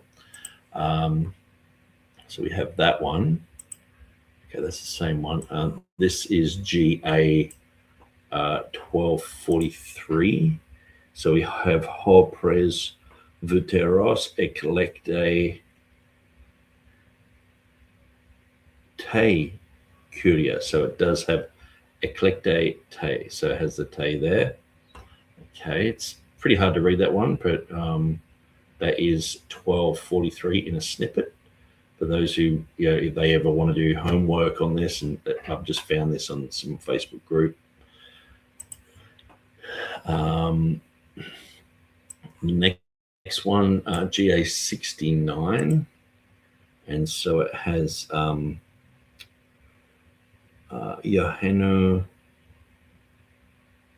Hard to read that, but it says presbyteros.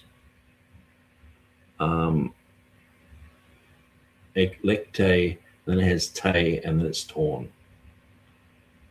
And then it seems to have an ominous sacra there. That's interesting. Curios. Anyway, an interesting one, hard to read. And yeah, we'll continue on, and we haven't got that much more to go. And then we'll look at what Clement said. That's a good question, because historically, when people, what's interesting is, if you just to give some background on this, so no one's ever posited this argument about the te, right? Eclecte te curia. If you go back, there's an edition of the New Testament called the Editio Regia. It was printed by the famous print, Robert Stephanus, right, who does all this work in the middle of the 16th century. Put the verses in the New Testament. Does versification, does this, had some notes. In his third edition, published in 1550, he capitalizes eclecte. And so for a time, that was thought. Now, it doesn't solve the grammar problem. Still doesn't work, right? You have to have the te there. So people said, "Oh, this must be this woman, right? Eclecte, right?" So it did for about 100 years. And people said, "No, the grammar, it kind of came and went." But from that, commentators later on, like Theodore Beza and other, later on, I only go back 150 years, but some of these debates, of course, there's some discussion earlier on, said, well, it couldn't be eclecte because the end of the verse would mean then she has a sister with the same name. So start with eclecte and end with eclecte. The problem with that is they're not paying attention to the Greek grammar. In the first verse, eclecte. Robert Stephanus and Theodore Beza are not paying attention to the Greek grammar. Like, it's like saying, Albert Einstein, he's not paying attention to the science. It's so ridiculous. Like how could you even raise up the tiniest little fingernail against these guys and their abilities in Greek? And this is one of the things when, even earlier I was reading through TurretinFan thing, he's sort of like, well, he's probably blundered, or he's made a typo, or he's done some sort of mistake, instead of no, it's probably by design. Like these guys were very, very like. I think the thing is we have the ability to project onto these guys back in history our own limits because we haven't gone through and studied these things. Like Beza was the main guy for years in the Reformation period. Like his friends were just fluent in Hebrew, like Tremellius and Ionius in Arabic, and they all did a Latin translation, and he's doing his great like. It's the level of illiteracy for this guy to say that about Stephanus and Beza. They don't really understand the Greek. Now let's just rewind that a tiny bit. They is not paying attention. So start with some discussion earlier on. Said, well, it couldn't be Eclecte because the end of the verse would mean then she has a sister with the same name. So start with Eclecte and end with Eclecte. The problem with that is they're not paying attention to the Greek grammar. In the first verse, Eclecte is not preceded by a definite article. And right. Perceptive commentators like Westcott and Raymond Brown saw a problem in this. And my answer is exactly, there's no definite article before it because it's a proper name. And you don't need a definite article before a proper name. There's a definite article before Eclectes at the end because there it's clearly functioning as an attributive adjective to sister. So, but going from this, people said either you take both as Eclecte or both as elect. And so you'll find that in scholarship today, even saying that verse 13 governs how you read verse 1. Yeah. The thing is, it's the grammar. Even Bultmann, he in his commentary on 2 John says, well, it's an adjective at the end. It's got to be an adjective at the start. Yeah, when the grammar is distinct, and at the same time, it could be a poetic way to sign this off. You've written a letter to a woman named Eclecte, and then you can just refer to her sister, her Eclectes, Adelphis, and toward the very end. So I think there's an interesting observation to be made there. Yeah, I think it's a pun. And as you look at this, this is not unlike the name Peter, right? You have the pun, thou art Peter upon this rock. The name Onesimus, you have this. And this is interesting because you have these, puns or plays. In Greek, they tend to happen on what are called simple names, meaning names that are undifferentiated from a noun or adjective, which is what Eclecte would be. And so this, what you're having here, he's saying, look, there is a sister, and she's Eclecte. And so I see this as a play where it's clearly a name, and then you have an adjective at the end. Or when Patrick Stewart comes in and says, from now on, all the toilets in the kingdom will be known as John's. One final question I had. Okay, so before he goes to the final question, I'll get through these comments, and then I'll drop a bomb on what he just said because it's ridiculous. Embryo says, so this is the best they got, and they got nothing. Well, what do you expect from Mormons? Like, I don't just mean to mock these guys, but it's like, seriously, how can they defend this but reject the last 12 verses of Mark? It's like, okay, that's what they do. These guys pray to monoliths. A. Hannah says, Jennifer Knust is a very dead Mollenkott, and a very dead Mollenkott, are now writing a book about the lesbian leader of the New Testament church, the gatekeeper, Eclecte, Jesus' third wife from the chosen. I can see it. Yeah. Who gets kissed on the lips, mouth to mouth, stoma pro stoma. That's going to be the reading. Pronouns, laughing out loud. Stephanus capitalized Eclecte. Boom, mic drop. Okay. I just want to show you guys because I did check this because I have watched through this before. And I thought, I'll check that. He's talking about the TR here. Online or Bible's online. Bible's online. Let's check this out. We'll get rid of the flipping book thing. And let's just check this out. Let's see what why did Stephanus, was he thinking that it was a woman and then Beza fought against it? What on earth? These guys are such amazing scholars. They went to Stephanus's text and they checked it out, and apparently Stephanus is in agreement with these Mormons. Let's have a quick look here. 1st, 2nd, and 3rd John.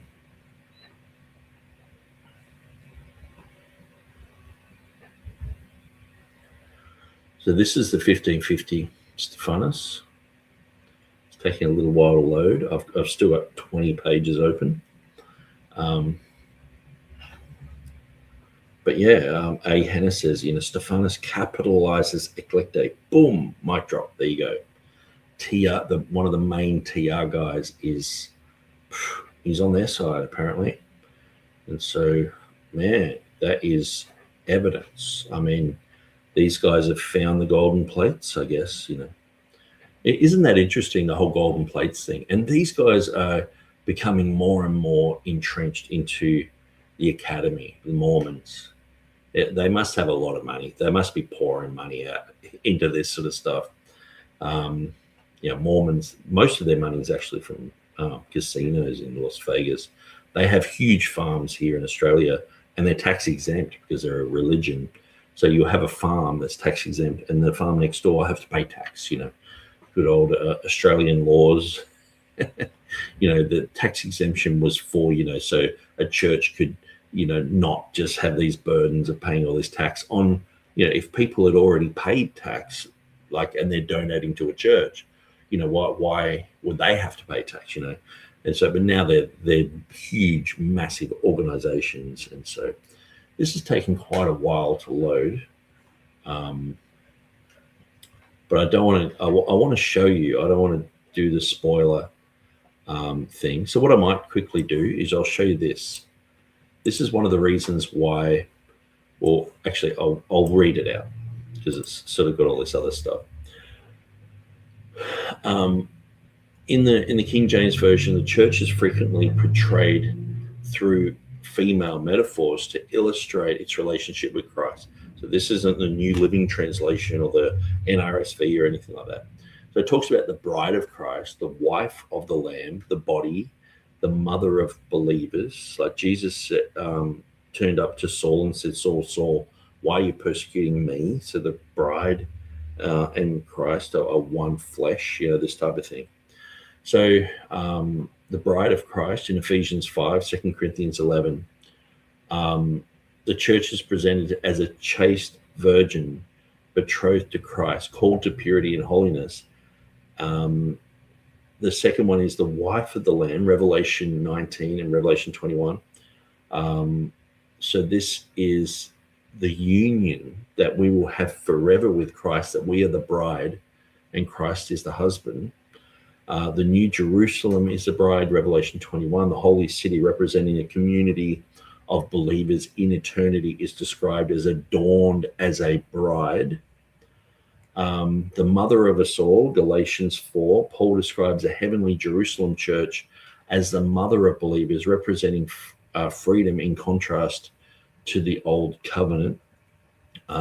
Ephesians 5 is the body of Christ. The church is depicted as Christ's body, of his flesh and of his bones, drawing on the language of marriage and being one flesh. It talks about these things like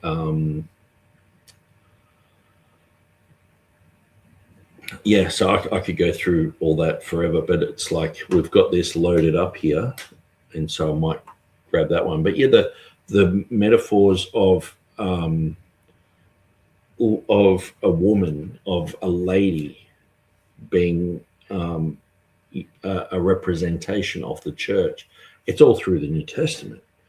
And also it's to do with Israel as well. Well, Israel, like God divorced Israel. Like, how does that happen?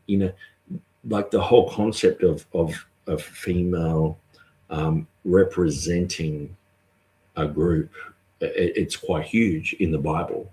So these guys just overlook all that and just go, well, Stephanus said this and that. So let's look at what Stephanus actually said. So we've got 1 John here. I'll turn the flipping noise off. Sorry about that. Okay, so here we have 2 John. Here. And you guys are going to be shocked. And you guys are going to go and gasp. Okay, let's get it as big as possible. So here we have, yes, it's correct. Ho presbyteros eclecte curia. So here we have the eclecte. Oh, it's in a capital letter. Oh no, that means he's correct. Oh no. But what about when we go down the bottom of the page? Eclectes. Oh, it's capitalized. Eclectes, amen. So this is the Adelphas, the sister of the children of your elect sister greet thee, amen. And so it's very clear that this is capitalized, but they don't mention that, do they? Because they're bad scholars. Why would you go out of your way and why wouldn't you check this? You know what I mean? It's like, that just does my head in. Now, I wonder where, I'll just quickly have a quick look. I wonder where there is, if I can find it. I mightn't be able to. Some other places where it has eclecte.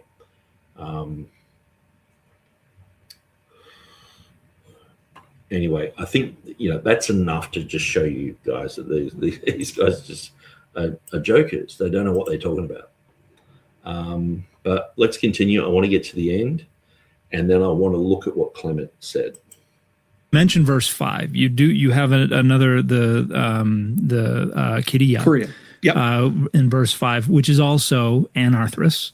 So lacking the article. This has got to be evocative. Is that it's been a while since I've been this deep in my Greek. Is that standard for the vocative? So basically, and this type of technical thing where it's like, I'm scratchy on my Greek and all this. Anarthrous just means it doesn't have an article. So say Matthew 1, the book of the generation of Jesus Christ, in the Greek it just has vivlos, which is just book. So it doesn't have the book, but oftentimes you don't need that. So anarthrous just means it just doesn't have an article.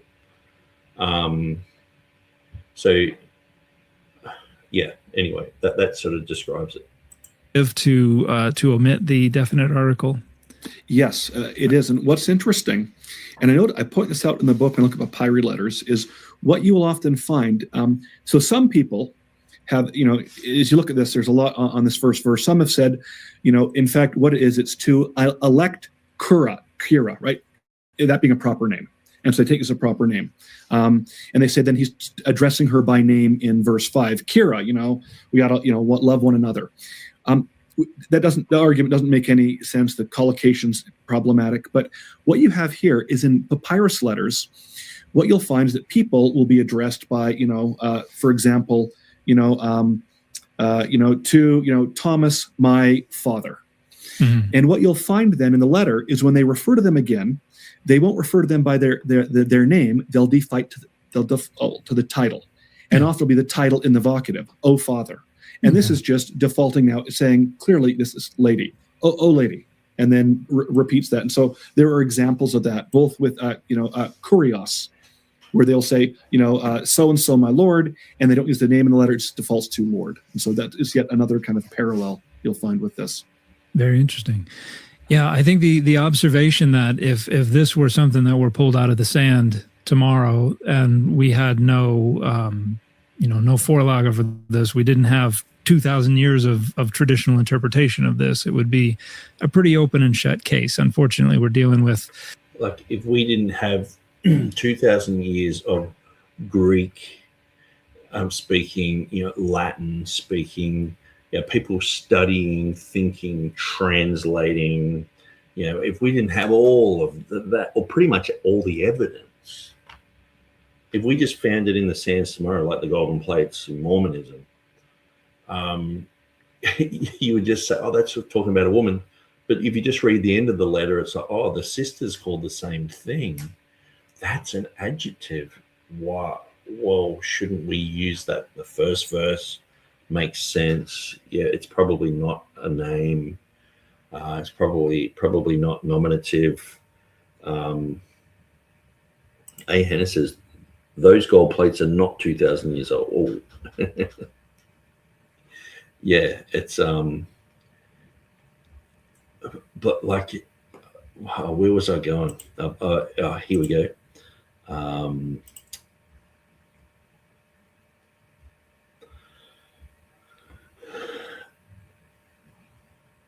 Yeah, so the Apostle John, writing this letter, to this woman, but she happens to be, because they want to go with the feminist thing, she happens to have a house church as well.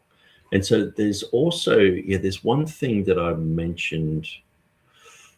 I'm going to have to find my website here. I've got so many things open and stuff that I want to say, but I know I'm sort of closing down.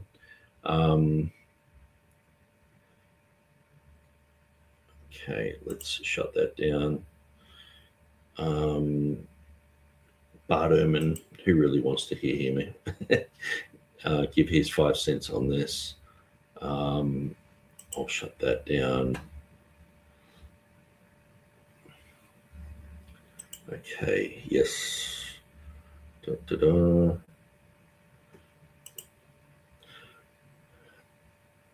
Yeah, and the thing is, I have to go with the most fantastical type of concept. It's like, well, Clement said it, and then a couple of Byzantine manuscripts have it, which they wouldn't, like, if we had that type of evidence for a reading, they would never run with it. But no, apparently this is different because they've got books to sell. And so, okay, so 2nd John.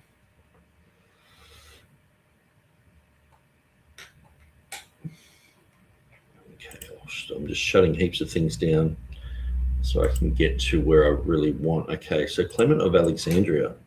Let's see what he says. The 2nd Epistle of John, which is written to virgins, is very simple.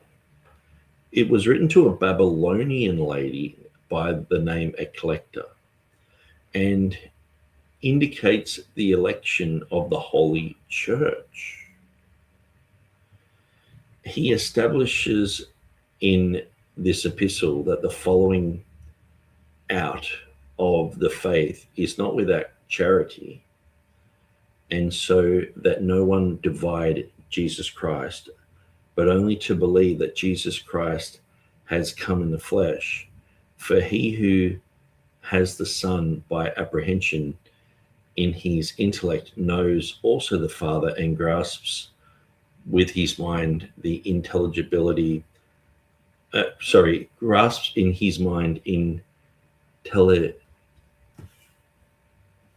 intelligibility, I think it says, of the greatness of his power, working without beginning of time. So the main thing is, it says here, it was written to virgins. So it was written to virgins. That's very simple. To a Babylonian lady named Eclecte. Okay, so I would really have to look at the original. Maybe I can chat GPT this and see what it says.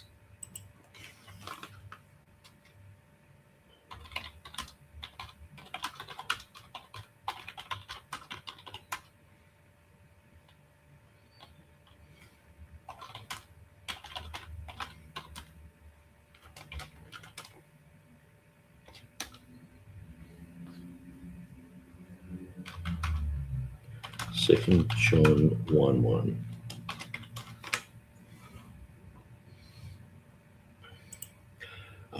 So this is just a Google ChatGPT type of thing, AI overview. Clement of Alexandria interpreted the elect lady in 2 John 1:1 as a specific person, often interpreted as a church by saying, the 2nd Epistle of John, which is written to virgins, is very simple. Clement believed the term Eclecte was her name, likely referring to a metaphorical lady Eclecte.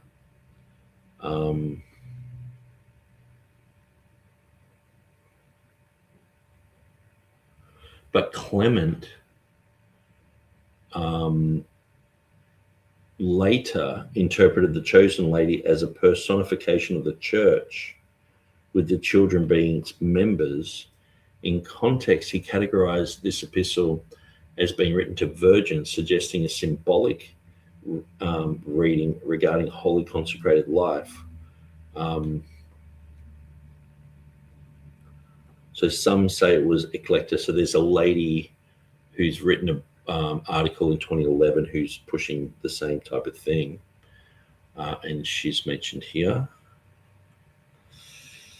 Okay, yeah, and her article seems to be very prominent.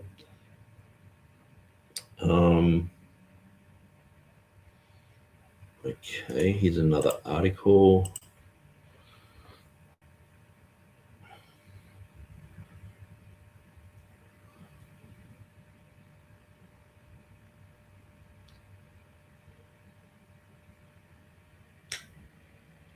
Okay, so that will have to be something I look further into.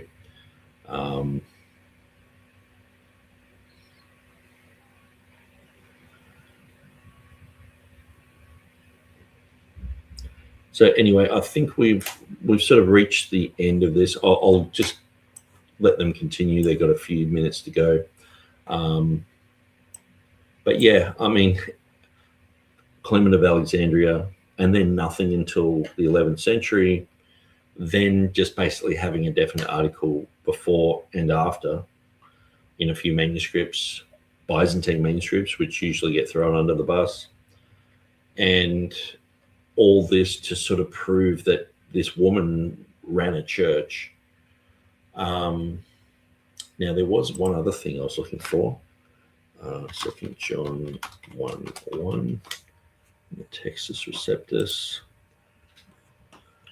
But let's let these guys continue while I'm looking for that.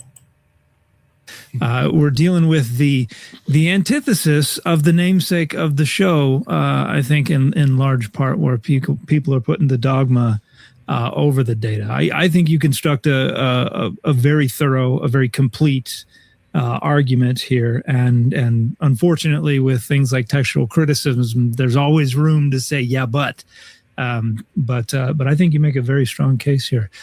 Dan, any final thoughts? Well, I mean, not really. Just thanks so much for joining us, Lincoln. The book is Lady Eclecte. It's from Fortress Press, and go out. Yeah, look, we both got it. Go out and get you a copy. It's a really compelling. Oh yeah, we've all got it. Everybody all got it. Yeah, I brought it all here. I hope you've got a copy of it. That would be disturbing if you didn't have that. I don't know. Anyway, yeah, it's absolutely wonderful. Lincoln Blumel, thank you so much for joining us.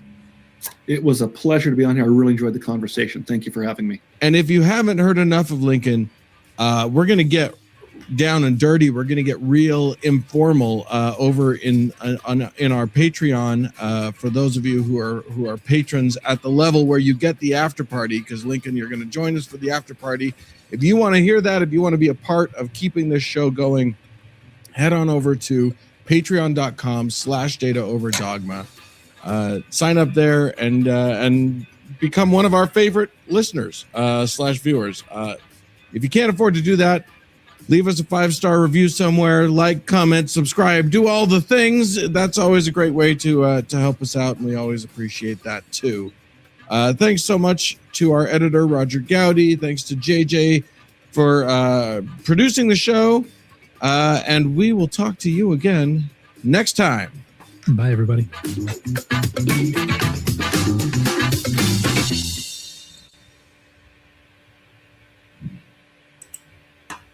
Okay, drop that down.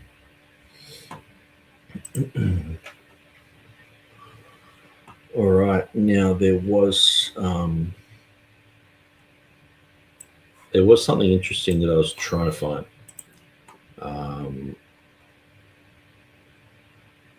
Okay, the elder to the elect lady. Let's have a quick look. I might be able to remember it just by reading the text.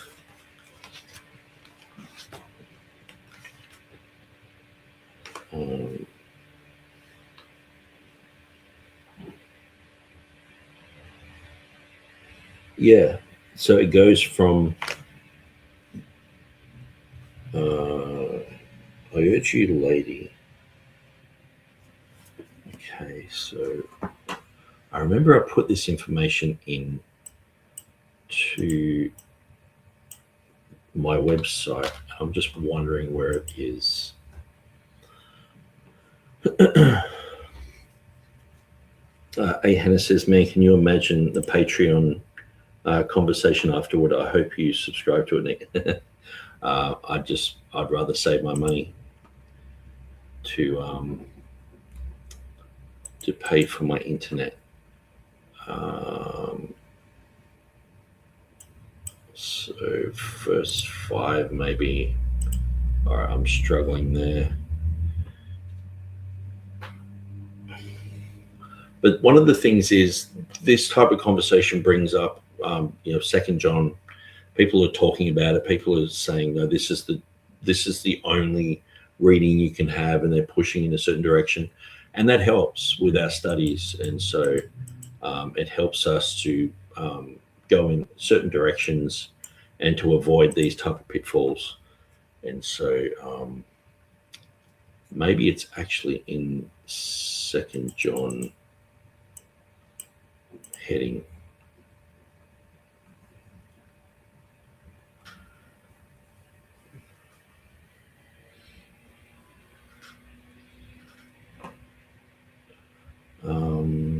Which would be down here.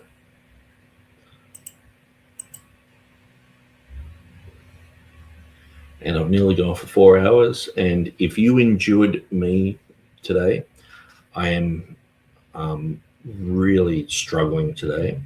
I'm limiting lots and lots of different things in my life, going on a really strict diet. I've put on quite a few kilos over the years. So I'm dropping a whole bunch of stuff, and that means,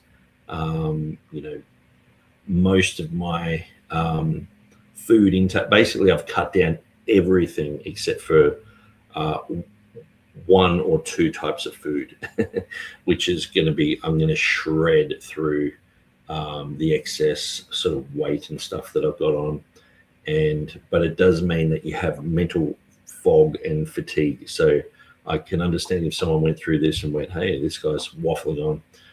I am struggling, but I thought I'd just do a video anyway, because I want to break through without having to just go, hang on, let's have 10 coffees before we do this, and a whole bunch of other goodies. And so, yeah, where did I get this? The you or we? There was some interesting tidbit that I had written here. Anyway, I can't find it, so there's no point you guys just sitting here watching me fumble around. But yeah, interesting stuff. And I think we can clearly see that the Textus Receptus is correct.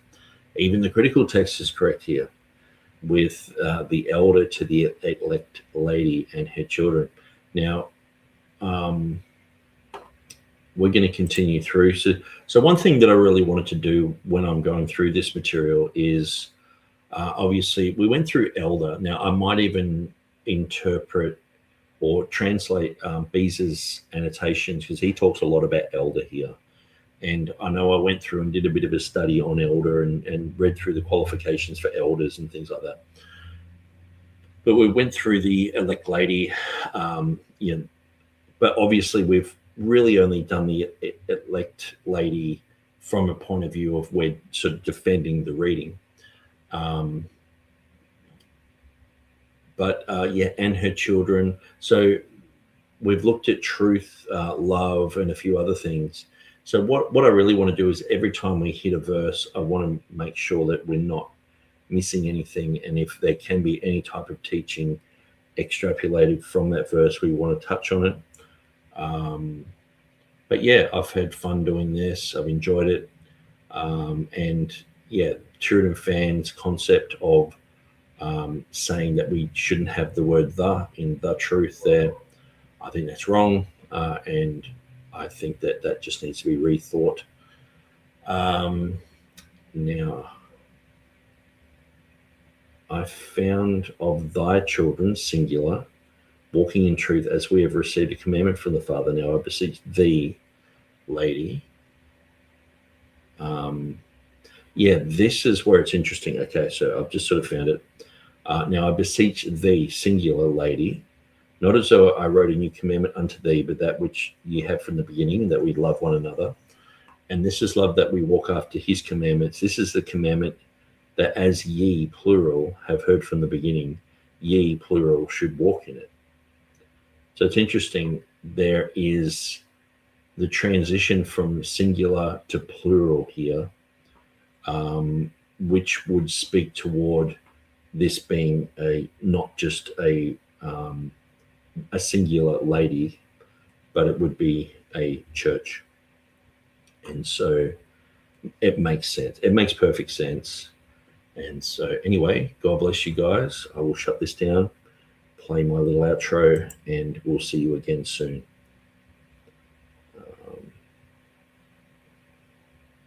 Here we go.